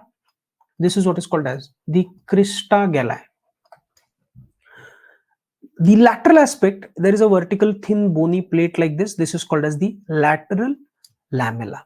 The lateral lamella continues upwards as the fovea ethmoidalis. What is the fovea ethmoidalis? It is the roof of the anterior ethmoidal air cells. So this is called fovea ethmoidalis. So this fossa that you get here, this dip or this fossa that you get here, this is given a name. This is called as the olfactory fossa. What are the margins of the olfactory fossa? As you can see here, this is the crista galli, right? Medially, inferiorly, you have the lamina cribrosa. Laterally, you have the, so this is the lamina cribrosa. Laterally, you have the lateral lamella, right? So on either sides like this is the lateral lamella, and then you have the fovea ethmoidalis like this. So this is your olfactory fossa. So this is your olfactory fossa, right? Now it is this lateral lamella which is a very thin segment of bone, and this is the most susceptible. This is the most susceptible portion of the anterior skull base to be injured, right? So this lateral lamella is most commonly injured or damaged at the floor of the anterior cranial fossa, right? Now this, if it is injured, it will give rise to CSF rhinorrhea or CSF leak into the ethmoidal air cells and then into the nasal cavity, right? So this is what is the importance of looking at the cribriform plate and the adjacent structures. Now another important finding I want you to note here, if you watch carefully, see this is the inferior turbinate, this is the middle turbinate. Can you see that the middle turbinate is closely related to the lateral part of the lamina cribrosa? This is lamina cribrosa, this is the middle turbinate. So the middle turbinate attachment is closely related to the lateral part of the lamina cribrosa, as you can see there, and therefore when a turbinectomy is being done, we have to be very careful, because if the lamina cribrosa is injured, it is again going to give rise to CSF leaks. So therefore this area is very, very important. This is all you need to know about the cribriform plate. This was where the arrow was kept, and the answer in your question was cribriform plate. Now let us come to lamina papyracea. What is lamina papyracea? See this thin part of the ethmoid bone, this thin slender part of the ethmoid bone, which forms the medial wall of the orbit and the lateral wall of the ethmoidal air cells. Medial wall of the orbit and the lateral wall of the ethmoidal air cells. This is your lamina papyracea. This is your lamina papyracea, right? If it is projecting into the ethmoidal air cells. So if it is dehiscent, then when a surgeon goes into the ethmoidal air cells and is trying to remove the septae in the ethmoidal air cells, and if this lamina papyrosa is projecting or dehiscent, he may injure it. That will give rise to an intraorbital extension of the injury, intraorbital extension of the infection. Another important point I want you to know, that if this is the lamina papyrosa and if you see a prominent air cell along the inferior orbital margins like this is the inferior orbital margin. If you see a prominent air cell along the inferior orbital margin, it is given a name. Yes, what is it called as? It is called as a Haller cell. It is called as a Haller cell. So this is what is the importance of looking at lamina papyrosa, the medial wall of the orbit, and a prominent ethmoidal air cell related to the inferior orbital wall. Inferior orbital wall is what is the Haller cell. Yes, so this is what is a Haller cell. Now we come to the onode. So close is cribriform plate, lamina papyrosa, onode. What is onode cell? Onode cell is also called as a sphenoethmoidal air cell. It is a hyperpneumatized ethmoidal air cell which extends superior or superolateral to the sphenoid sinus. So see, this is the sphenoid sinus. There can be partitions within the sphenoid sinus. These partitions are always vertical partitions like this, remember, never horizontal. So therefore, if you ever see horizontal partitions like this and you see an air cell above it, that cannot be a part of the sphenoid. If you see horizontal partitions within the sphenoid and an air cell above it, that cannot be a part of the sphenoid. So then it is called as your onode cell. The problem with onode cell is because it becomes excessively pneumatized, it lies in very close association with the optic nerves. Along the optic nerve canal, it lies in very close proximation to, sometimes occasionally, to the internal carotid arteries, but more prominently or more commonly the optic nerves can actually pass through or within the onode cell. If you're not aware of it, the optic nerve might get damaged. So this is what you need to know about the onode cell. Now we come to the sphenoid sinus. Now, in the sphenoid sinus, there are two important things to be noted. One is the pattern of pneumatization. So see, this is the sphenoid bone. If it is just pneumatized in its anterior part, a thick bony layer remains anterior to the sella. It is called as a conchal pneumatization. This is what is commonly encountered. Then if the pneumatization extends right up to the sella, it is called precellar type of pneumatization pattern. If it extends even beyond the sella, including the sella, right, then this is called as cellar. When it is cellar, look at this posterior margin. This is the clival margin or clivus margin, right, of the sphenoid. It is so thin, if this is injured, it may give rise to an intracranial extension of the injury. So this pneumatization pattern, knowing it is important. Another thing which is important in relation to the sphenoid sinus is what is called as the dehiscence of the carotid canal. We all know that the carotid canal, through which the internal carotid artery passes, lies in very close relation to the lateral and rather the posterolateral walls of the sphenoid sinus. Look here on the right side and the left side. On the left side, this is the carotid artery, and you can see a very thin intact bony covering over the carotid canal. But if you see on the right side, this bony covering is absent, which this is called as dehiscent carotid canal, which means effectively that the internal carotid artery is passing directly through the sphenoid sinus. It is projecting into it is exposed to the lumen of the sphenoid sinus, right? And if the surgeon is not aware of this, and if this artery gets injured, it is going to give rise to torrential hemorrhage. This is an important point about the sphenoid sinus. Another very, very important point, and this was probably, there was a slight two types of recall questions that came to us. The arrow which was pointed in the question, a few students said that it was pointed to the cribriform plate here. A few students said it was actually pointing towards the anterethmoidal notch. What is the anterethmoidal notch? See, watch carefully. It is this notch along the medial orbital wall like this, right, at the level of the ethmoidal air cells, and this is called anterethmoidal notch. The content that passes through the anterior ethmoidal notch is the anterior ethmoidal artery. This configuration that you see in this CT scan image is called as the safe configuration of the anterethmoidal notch. Why? It is because when the anterethmoidal notch lies in close proximity to the fovea ethmoidalis. Do you remember we discussed the cribriform plate structure, crista galli, right? Lamina papyracea, lateral lamella, and the fovea ethmoidalis. When the enteroethmoidal notch, right, abuts the fovea ethmoidalis, as you can see here, it is called as the safe configuration. Why? Because if this does not happen, if there is excess pneumatization of the ethmoidal air cells that extends in between the enteroethmoidal notch and the fovea ethmoidalis, this is called unsafe type of configuration. Why? Because if the surgeon is trying to dissect these septae in the ethmoidal air cells, at that time there is a very high risk of injury to the enteroethmoidal notch. If there is an injury to the enteroethmoidal notch, there is going to be an injury to the enteroethmoidal artery that is going to retract in the intracranial compartment. That's going to give rise to big, hemorrhage or hematoma in the retroorbital component, which is very difficult to control. So this is why it is the safe and unsafe type of enteroethmoidal notch. Looking at and paying attention to the enteroethmoidal notch is important, because through it runs the anterior ethmoidal artery. Yes. So identify the structure marked in this PNSCT image. So if the arrow was here, as in this question, the answer is going to be cribriform plate. Can you see here? If the arrow would have been here, then it was the anterior ethmoidal notch which was asked. Yes, so these are important structures you need to know regarding the paranasal sinus CT. We have studied cribriform plate, we have studied lamina papyracea, right? We have studied what are ONOD cells, which are hyperpneumatized ethmoid layer cells extending superior and lateral to the sphenoid sinuses. How to identify them, I've told you. Vertical septum is always there in the sphenoid sinus. If you see a horizontal septum, right, then that suggests a ONOD cell. We have seen sphenoid sinus. In the sphenoid sinus, we have seen the pneumatization patterns. We have seen what is called as a dehiscent carotid canal, so that the carotid artery is exposed to the sphenoid sinus lumen, and we have seen what is the ethmoidal notch. So these are very important points you need to know about a paranasal sinus CT. Yes. Identify the MRI sequence which is given here, right?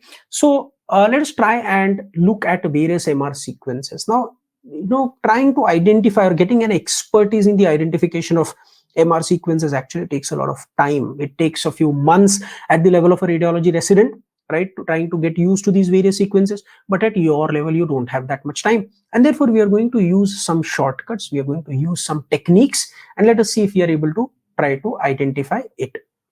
Whenever you look at an MR brain axial image, right, basic imaging sequences you must always try and identify. How to identify whether a particular image is a T1 weighted image or a T2 weighted image?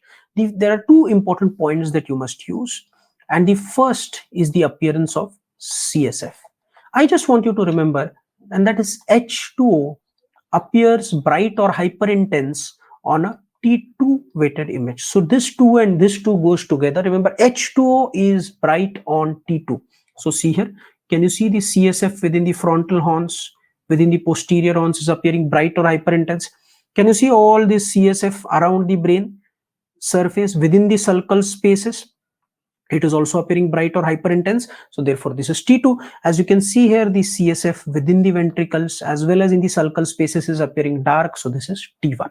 So H2O is bright on T2. Naturally, it is going to be dark on T1. That is the first step.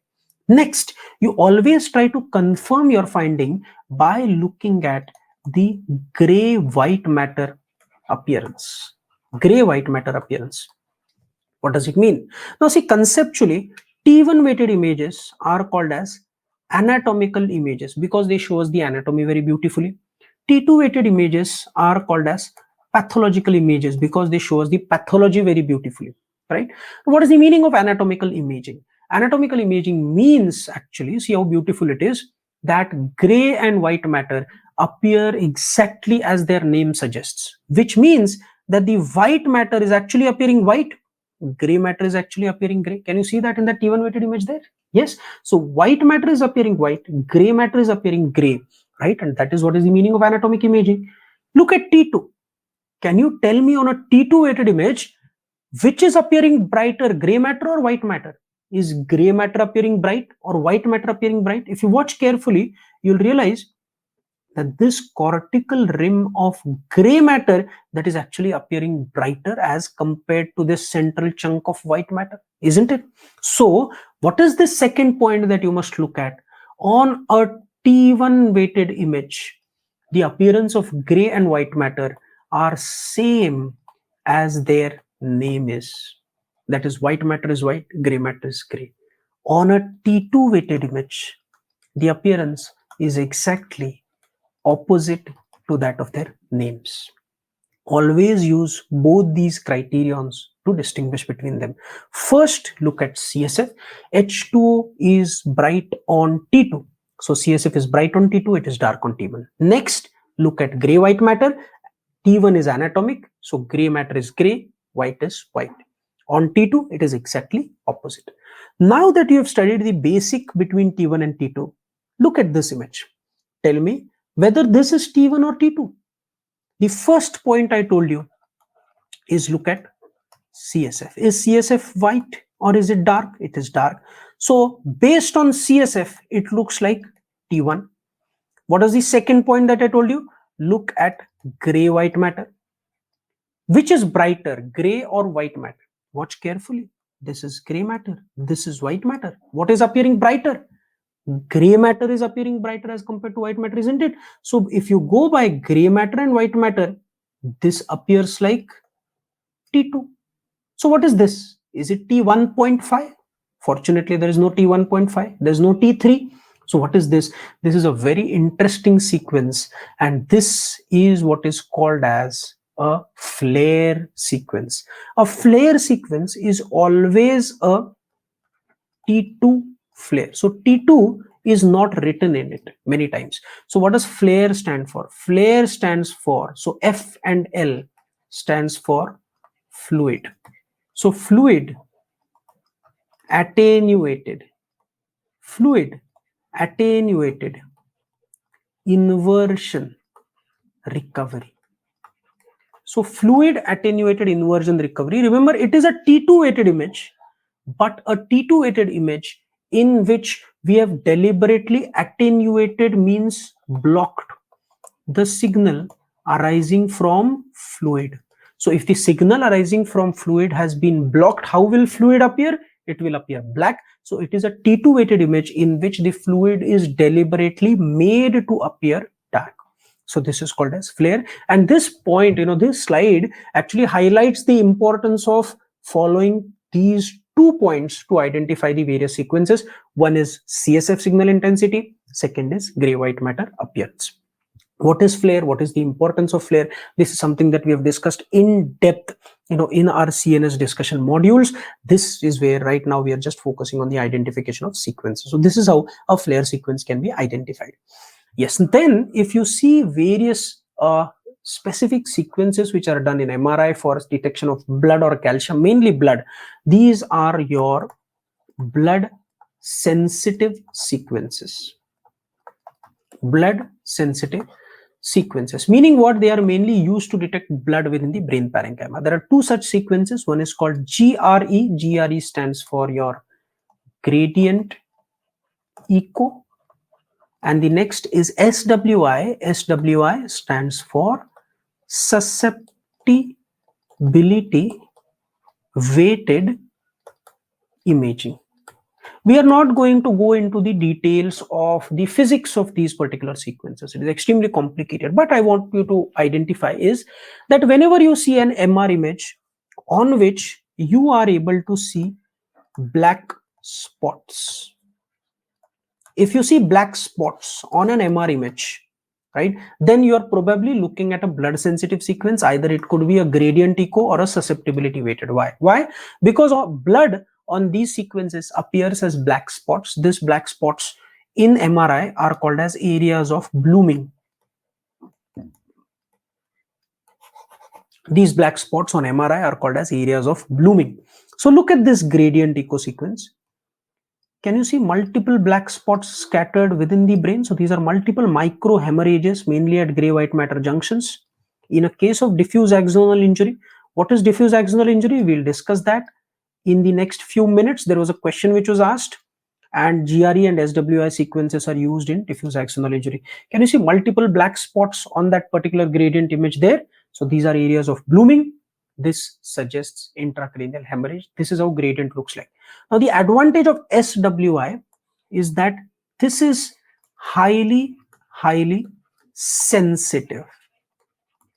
This is extremely sensitive as compared to a gradient image, and therefore naturally if you compare them, you can see innumerable multiple black spots. I just cannot individually count them, but they are so many of them, right? Much greater as compared to what you are able to see on gradient. So just try to identify it this way. Whenever you see an MR image on which you see black spots, right? If you see few black spots in a crispier image like this, it is probably a gradient echo. But if you see a very large number of black spots on a relatively sharper image, the image is very sharp, you can see there if you look at the margins of the brain.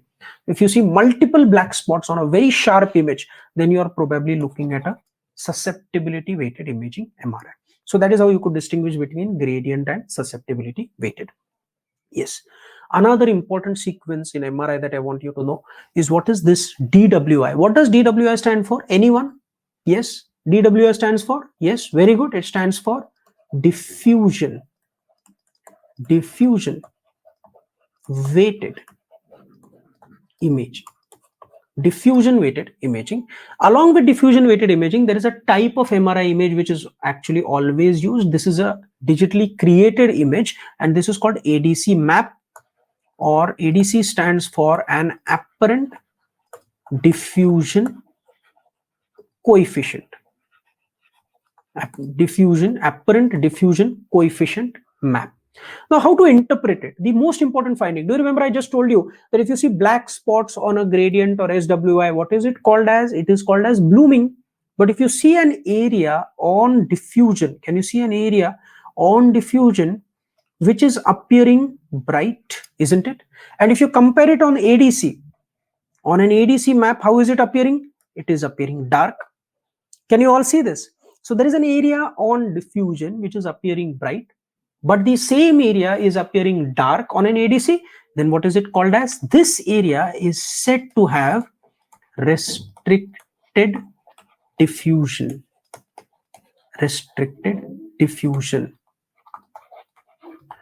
Right? Like blooming on GRE means blood. Right? Sometimes, occasionally, rarely, it can also mean calcification, but blood is more common. Blooming on GRE is blood. So restricted diffusion on DWI and ADC, that is bright on DWI and dark on ADC. The most common condition you will encounter like this in your exam is an acute infarct within the brain parenchyma. Right? Remember this, acute infarct within the brain parenchyma. Certain other conditions like intracranial abscesses, intracranial hematomas can also give rise to restricted diffusion. But for your exams practically, and because this restricted diffusion area is restricted to the arterial territory of right-sided middle cerebral artery territory, you see restricted diffusion, it means there is acute infarct. Now there's one more important high yield point that I want you to know about DWI. And what is that? It is that this DWI, it is the earliest imaging modality to diagnose an acute infarct within the brain parenchyma. An acute infarct within the brain parenchyma can be detected earliest on what? If your examiner asks you, then the answer is going to be diffusion weighted imaging. How early can it detect it? It can detect an acute infarct as early as 30 minutes from onset, remember. Whereas a routine CT scan, if you do a CT scan takes almost 6 hours for an infarct to become apparent and diagnosable on a CT image. But on a DWI, you are able to detect it as what? How does it look like? It looks like restricted diffusion like this, what we are seeing here, as early as 30 minutes from onset. That is the importance of looking at DWI images. That is the importance why DWI is always a part of stroke MRI protocol sequences.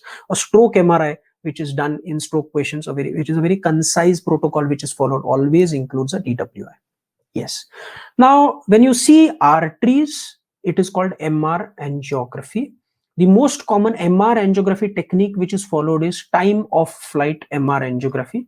So this is TOF MR angio. This is the most common strategy which is used. There is no IV contrast injection which is required. No IV contrast injection which is required for a time of flight MR angiography. So as you can see here, you are able to see the right internal carotid artery, which is dividing into the middle cerebral artery and the anterior cerebral artery. This is A1, A2 segment. These are the vertebral arteries you can see posteriorly. They are fusing together to form the basilar artery, right? This is the left ICA. Can you see the left ICA is dividing into the left MCA and the ACA, but the second segment or A2 segment of ACA is not seen. Probably it is thrombosed. This is the utility of doing an MR angio. This image that I'm showing you is a 2D image, but on an MR screen, it is actually a 3D block, which can actually be rotated in all the possible directions. This is the importance of looking at MR angio. Yes. Next, we go to MR veno. So when you see the veins, all the sinuses, this is the superior sagittal sinus. This is the straight sinus, inferior sagittal sinus, straight sinus. This is the transverse sinus, sigmoid sinus. So when you see all these sinuses, it is called MR venography. It is done for evaluation of headache patients in suspected sinus thrombosis. Again, for MR venography, there is no IV contrast injection which is required. That is the beauty of using these MR venography and angiography techniques. No IV contrast gadolinium injection is usually not required. Yes. Now, whenever you see color images in MRI, remember there are only two types of sequences which use color maps. One of them is called perfusion weighted imaging. What is the meaning of perfusion? Perfusion means capillary level blood flow. So we are able to actually measure the blood flow going to the brain parenchyma. Various measurement parameters are used. These are cerebral blood flow, cerebral blood volume, right? Time to peak of that particular volume reaching there, right? This is time to peak. So these are all the various parameters which are used. A color map is given. So red, yellow means high perfusion, right? Green means intermediate perfusion, blue or black means absent perfusion. So if you see here on the left side, cortex is showing red, very high perfusion, good normal flow, whereas on the right side you are seeing, as compared to the left, the flow is less. There are multiple black areas, so probably there was an area of ischemia here. That is what perfusion weighted imaging actually tells us. Another area or another technique in MRI which uses colors is called functional MRI or bold imaging. Bold stands for blood oxygen level dependent MRI. Blood oxygen level dependent MRI or bold MRI, right? So what is done basically is that the various functional centers in the brains can be assessed. While doing an MRI, the patient is asked to speak something, or the patient is asked to talk. So his Broca's area will be activated, it will be highlighted. The patient is given something to read in his mind. So his area of comprehension, the Wernicke's area, is going to get activated. Patient is asked to move his left hand, so as a result of which the motor cortex corresponding to the left hand will get activated. That is how the various functional centers within the brain can be assessed. They are highlighted by various colors. So colors, if you see on an MRI image, there are only two types of sequences. One is functional MRI that we have seen, and one is the perfusion weighted MRI. So with this discussion, now another important, before we go to the question, another important type of MR sequence, which is actually not an image but a graph, is what is called MR spectroscopy. So what is MR spectroscopy? MR spectroscopy actually helps us to ascertain what is the chemical structure, what is the chemical structure or the chemical composition. What is the chemical structure or chemical composition of that particular voxel? We select a small area of the brain, and in that small voxel or an area, what are the various metabolites which are found? The MR scanner actually detects it, and then it actually plots it as a graph. So you can see various curves. This is a normal spectroscopic spectrum, and the maximum metabolite is N-acetyl aspartate or NAA. This is a marker of normal neuronal structure. Normal neuronal structure, right? So that is the highest peak. So you are able to actually get all these graphs. In tumors, it is the choline peak which is increased. In infection, it is the lipid lactate peak which is increased, and that is how we are able to make a definitive diagnosis. So this is what is called as MR spectroscopy. Yes. Now we're coming back to this question, identify the MRI sequence. Now, if you see, this is a very sharp appearing image, very crisp appearing image. And in this sharp image, can you see certain black dots or black spots? This, I said, are called as areas of blooming. So whenever you see multiple black spots within the brain parenchyma, you should think of blood sensitive sequences. I told you what are the two blood sensitive sequences: gradient echo and susceptibility weighted imaging. Out of which, how to distinguish it, as I said, if the image is appearing very sharp or crisp, and if you see multiple, right, numerous black spots, then it is very likely to be a SWI, and therefore in this particular case the answer was SWI. Remember, to get expertise in the identification of these MRI sequences, I told you at the very start, it is going to take some time, but at your level it is these some small clues that we can actually use that will make our job much easier. The more images you'll see, the more image based questions you'll solve, you'll get better and better at cracking these questions, right? So the key is to keep looking at images, keep solving these image based questions. I've given you some tricks that you can follow, some specific objective criteria that you can follow, that is definitely going to help you going ahead. Yes. Now look here, a young male with a road traffic accident was brought to the emergency room.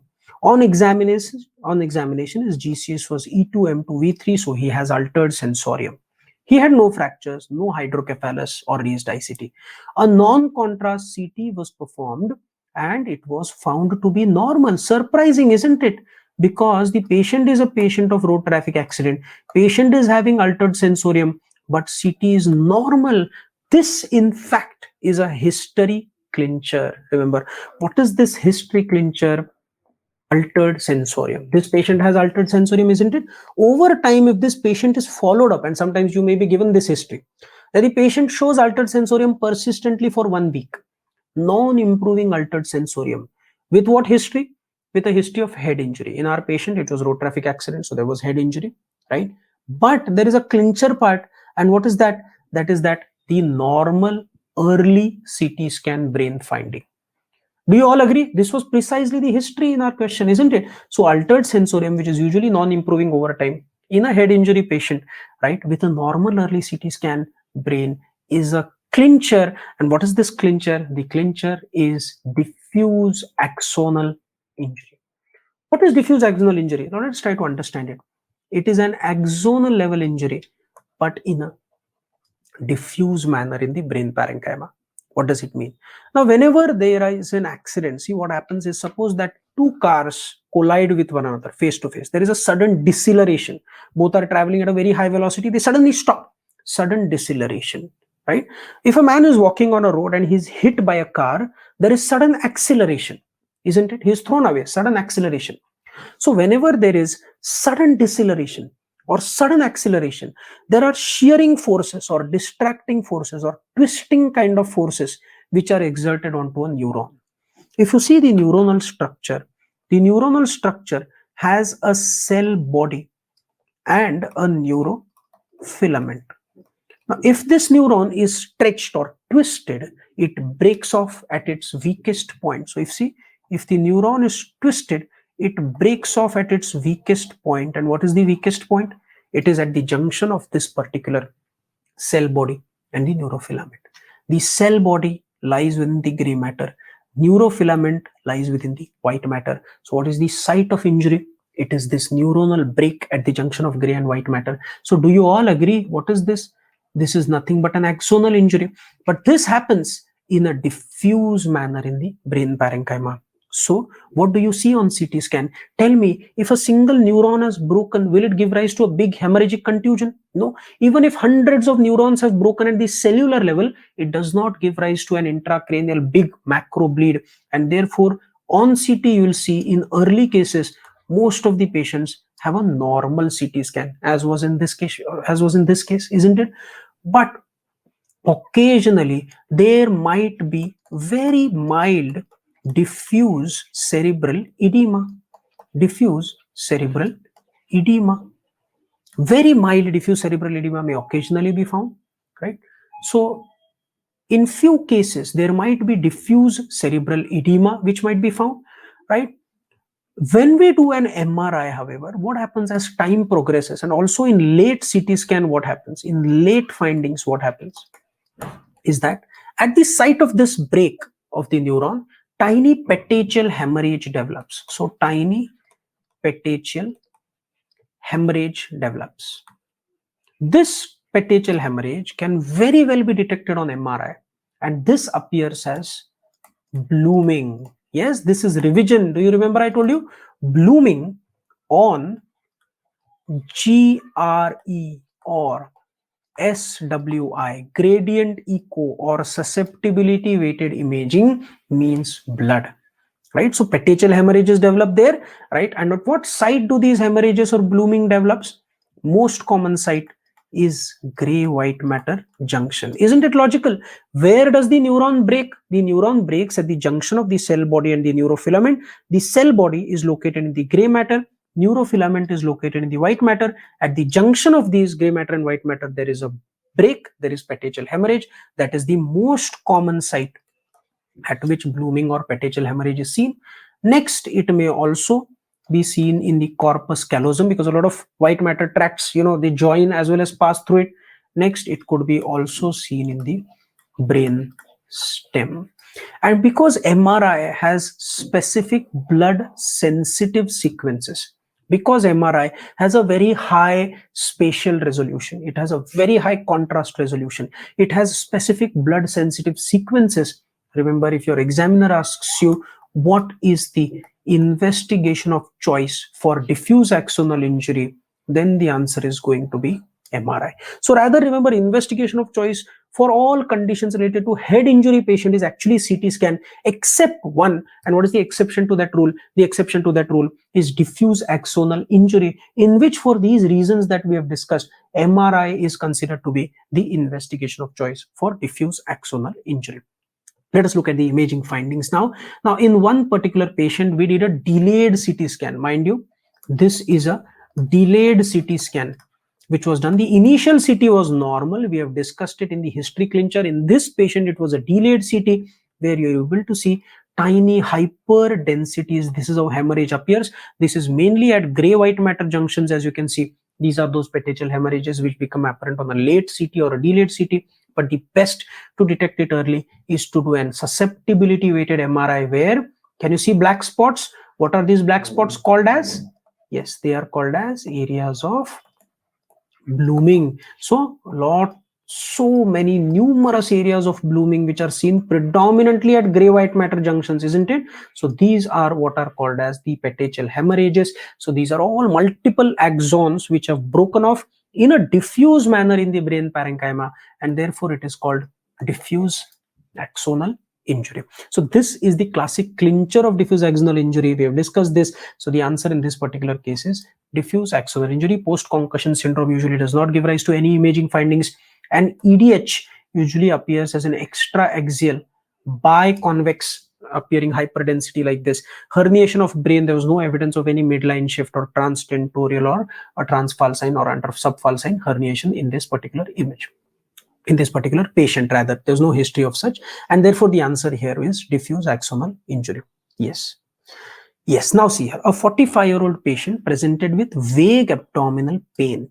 On USG, he was found to have a grade 3 Bosniak right renal cyst. A contrast and CT was done and is revealed here. What is the diagnosis? We'll come to this diagnosis, but let us first go to what is this Bosniak classification. It is used in what? It is used in complex renal cysts. See, what is the problem with renal cysts? Renal cysts can either be simple or they can be complex. Simple when they are clear, anechoic, jet black on ultrasound, no internal septae, no nodules, no calcification. So it is just a cyst. It is a benign condition, nothing to be done for it. But if it shows central septae, if it shows calcifications, if it shows nodules, then we call it as a complex cyst. Most of these are also benign. But what if it is a cystic neoplasm that you are looking at? You should not miss it, right? And therefore, they are objectively, not subjectively, objectively classified into various categories. And this is the importance of Bosniak classification. Let us have a look at this pictorial review. So class 1 is a simple benign cyst, nothing inside. Risk of malignancy. So what are these numbers? This is risk of malignancy is less than 1%. You can do a routine follow. Class 2 are cysts with thin septae within it, with fine calcifications, no soft tissue enhancement. So thin septae, fine calcifications, no soft tissue enhancement is class 2. Again, the risk of malignancy is very low, it is less than 3%. Right? Next, class 2F. What does this F stand for? What does this F stand for? F stands for follow. F stands for follow-up, because these show multiple class 2 features, right? Multiple thin septae, multiple calcifications. There is, however, no soft tissue enhancement. If you see multiple septae, multiple fine calcifications, you classify it as 2F, right? F stands for follow-up, right? The risk of malignancy is now becoming moderate, is 5 to 10%, still on the lower side, but you need to follow it up, right? That is what is class 2F. Class 3 is irregular or smooth thickened walls or septations, right? Measurable enhancement which is there, then it becomes class 3. Risk of malignancy is moderately high, almost 40 to 60%. And then if you see these class 3 findings, that is irregular or smooth wall components with enhancement, with moderate enhancement, which is independent of the wall of the cyst or septal enhancement, that is the lesion enhances as a whole, whether the septum may or may not enhance. If the lesion enhances independently of the septum, then it is class 4 with a very high risk of malignancy, as high as 80%. So this is what is the Bosniak classification of renal cysts. It is done on what? Do you see in every point we have discussed enhancement. So it is not an ultrasound based classification system. It is a classification system which is based on contrast enhanced CT scan.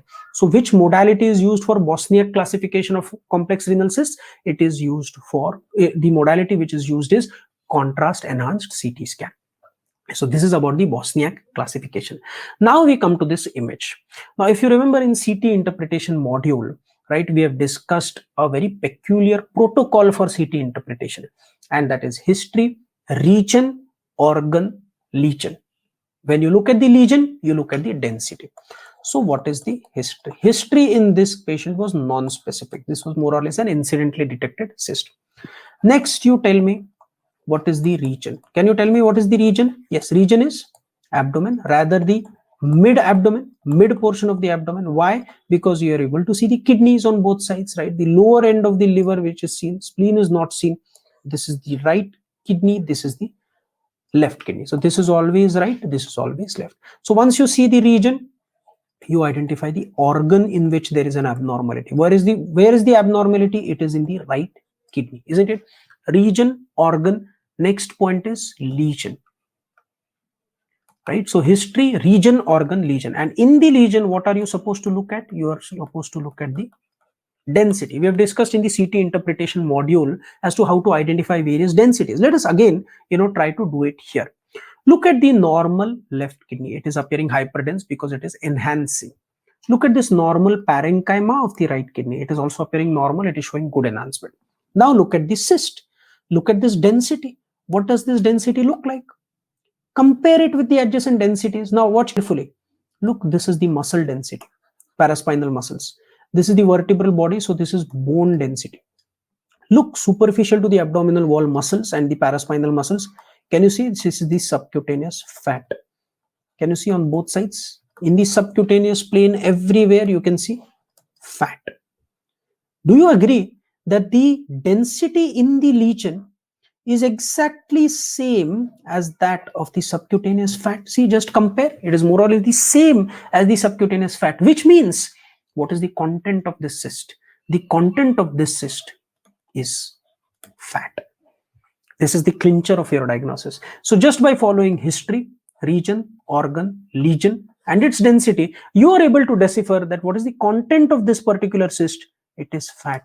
And once you see that there is fat, there's only one possible diagnosis. Any lesion in the kidney, if you see macroscopic fat, then there is only one diagnosis. And what is that? It is a angiomyolipoma. It is a renal AML. Angiomyolipoma. So renal angiomyolipoma, remember again fat density. Look at this pre and post contrast image. Look, this is the macroscopic fat within the lesion. It is exactly similar to the mesenteric fat or peritoneal fat, retroperitoneal fat, as well as the subcutaneous fat. See, this is the fat density exactly similar to the subcutaneous fat. So this is a renal angiomyolipoma. On ultrasound, it appears immensely hyperechoic or bright like this. So angio means blood vessels. Myo means smooth vessels, smooth muscles. So angio means blood vessels, myo means smooth muscles, and lipoma means fat. So whenever you see macroscopic fat within any lesion in the kidney, it is renal angiomyolipoma. Remember, it is highly vascular, so it enhances. It is associated with tuberous sclerosis. Remember, so multiple renal angiomyolipomas, if you see in any patient, then it suggests an association with tuberous sclerosis. How did we crack this question? We cracked this question by following the CET interpretation module: history, region, organ, lesion, density. Once you see fat within the kidney, macroscopic fat is highly characteristic of a renal angiomyolipoma. Yes, there's one additional extra edge point that I want to give you here, and this is what is called as Wunderlich syndrome. What is Wunderlich syndrome? So Wunderlich syndrome is characterized by acute non-traumatic spontaneous renal hemorrhage, right? So acute non-traumatic spontaneous renal hemorrhage occurring either within the perinephric space or within the contents of the, or within the confines of the renal capsule. This is what is called Wunderlich syndrome. It acutely presents, patient presents with severe pain in abdomen, nausea, vomiting. Patient may present with a hypovolemic shock if the extent of hemorrhage is very large. So what are the causes? Right, most commonly it is seen with renal tumors, most commonly associated with renal tumors. Benign, most commonly it is associated with angiomyolipoma, because angio, blood vessels, so they are going to rupture. Most common malignant tumor associated with it is a renal cell carcinoma. It can occasionally be seen other than tumors like AV malformations, renal infections. So it can also be seen in these conditions. So this is what is acute non-traumatic spontaneous renal hemorrhage. It is given a name. It is called Wunderlich syndrome. It presents spontaneously with severe flank pain, nausea, vomiting. Patient may present with hypovolemic shock. Most common benign neoplasm associated with is AML. Most common malignancy associated with it, RCC. Yes. So in this particular question, the answer was angiomyolipoma, right? We came to it by following the CT interpretation protocol and identification of macroscopic fat density within a renal cystic lesion. That is the key to how to crack this particular question. All right.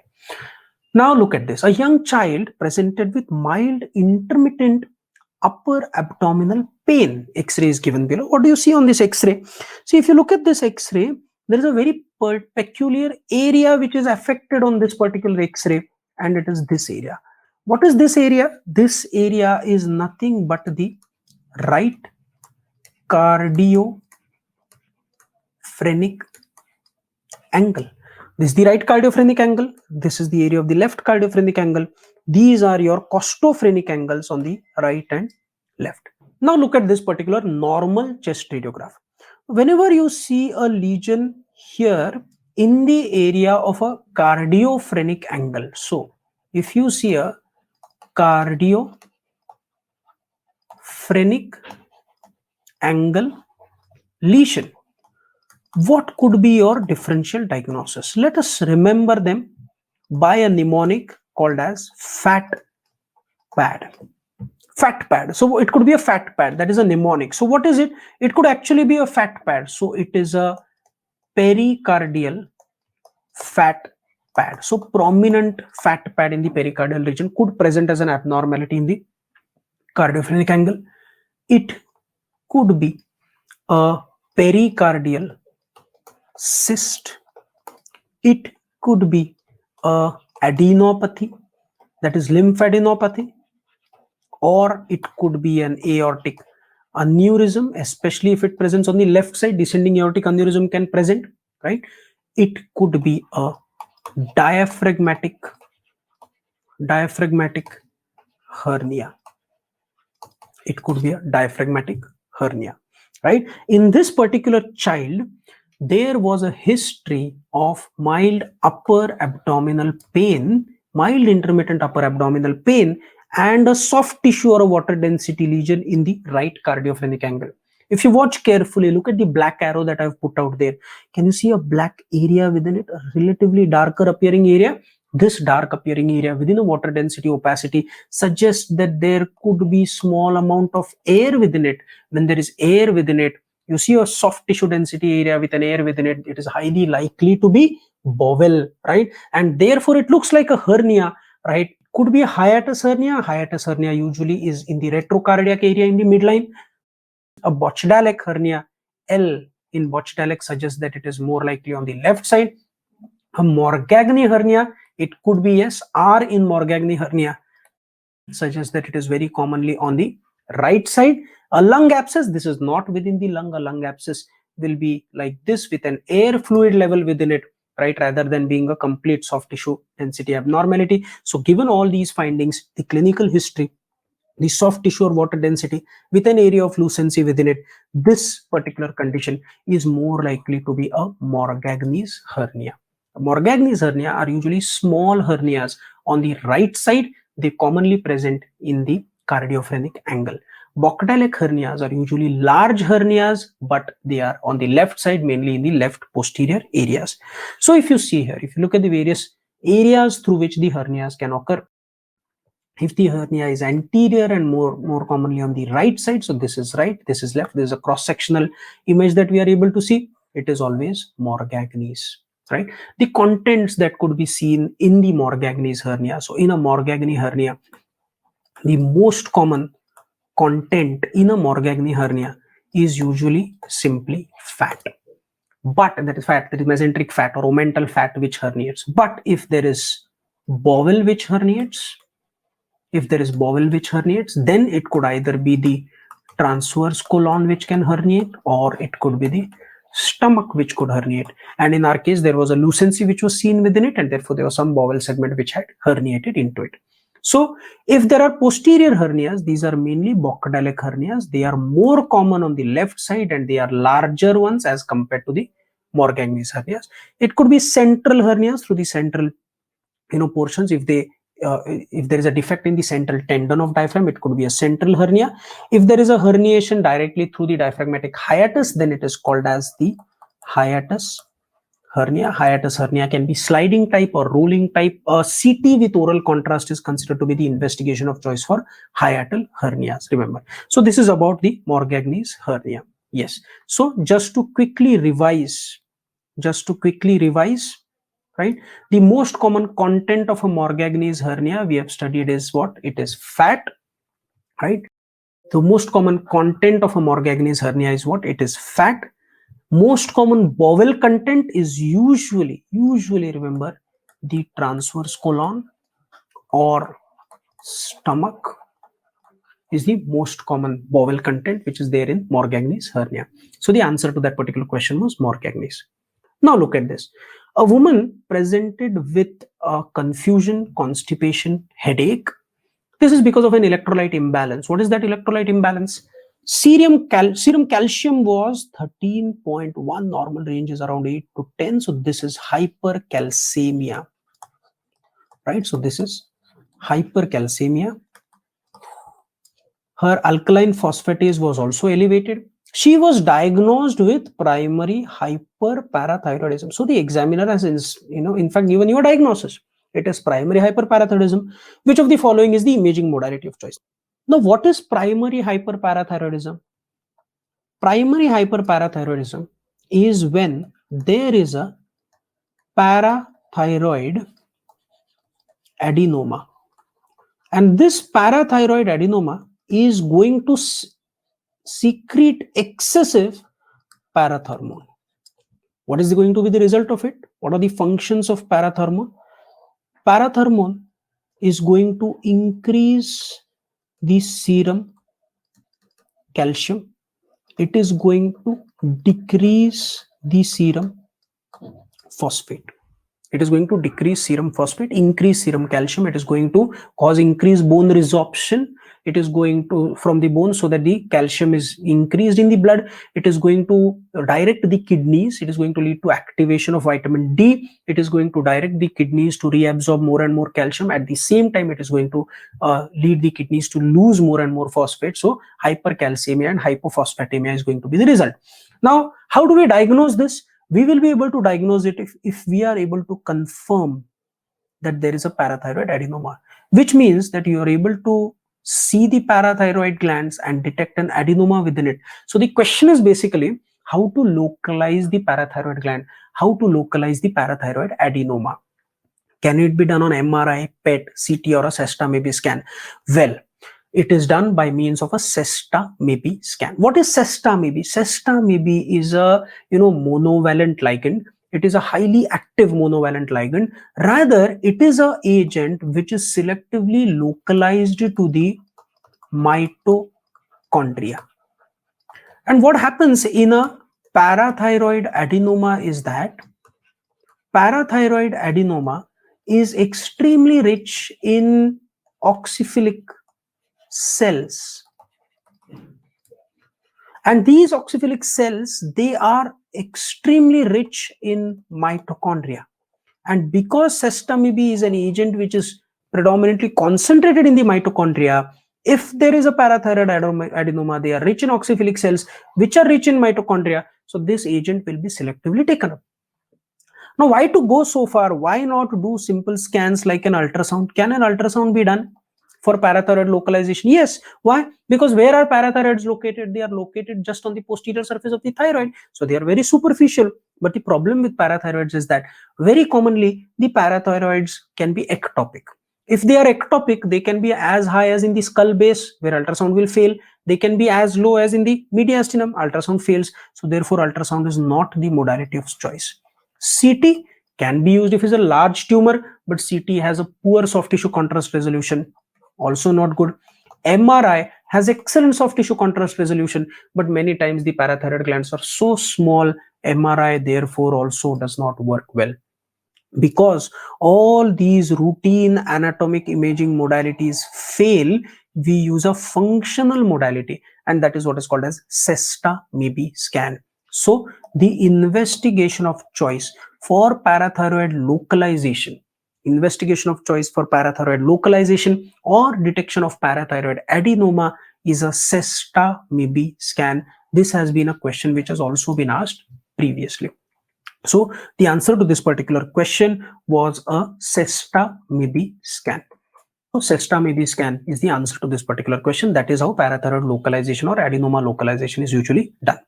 Yes. Now, during your ward rounds, you found that your senior was discussing the following image. Can you identify this image? Well, friends, this is as simple as this could get. This is probably a giveaway, of marks or answers, your examiner is trying to give you, right? So what is this modality? Basically, if you see any cross-sectional image, the best way to identify it, whether it is a CT or an MR, is to look at bone.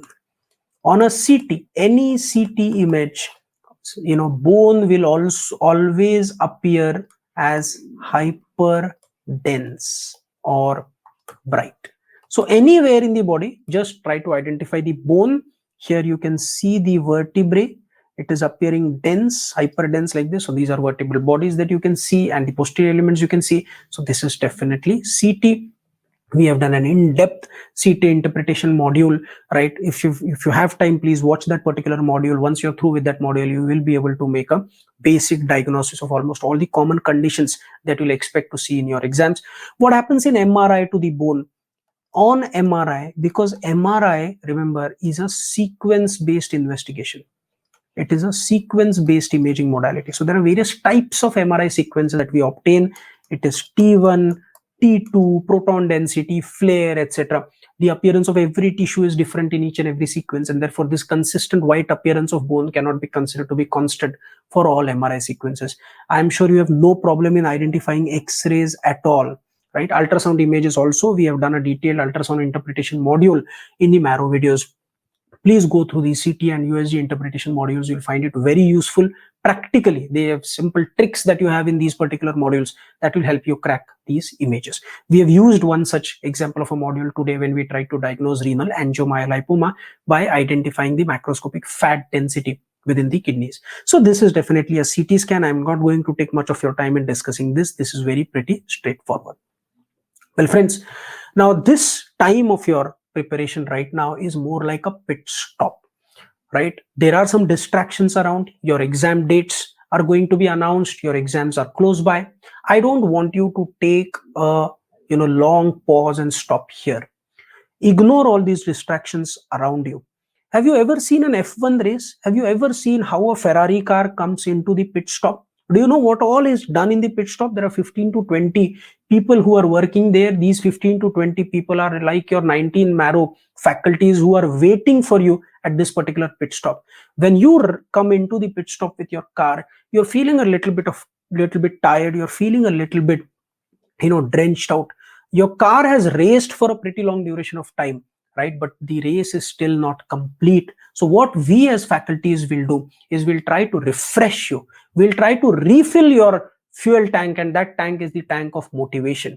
We'll jack up the car, we'll change your tires or wheels because they are probably a little bit worn out and the race is still on. You need to race ahead with maximum efficiency. So what we are doing here is brushing your concepts, revising your concepts, imbibing them in your minds. We have changed those tires now. You have fresh new tires to go on. Your tank is full, right? We leave you on the racetrack again, and all we want from you is to race ahead and crack this race. Remember, it is not just a qualifying exam, it is a competitive exam. So it is definitely a race, and in this race you have to race ahead with the maximum intensity, with all you have got, and get that dream rank of yours.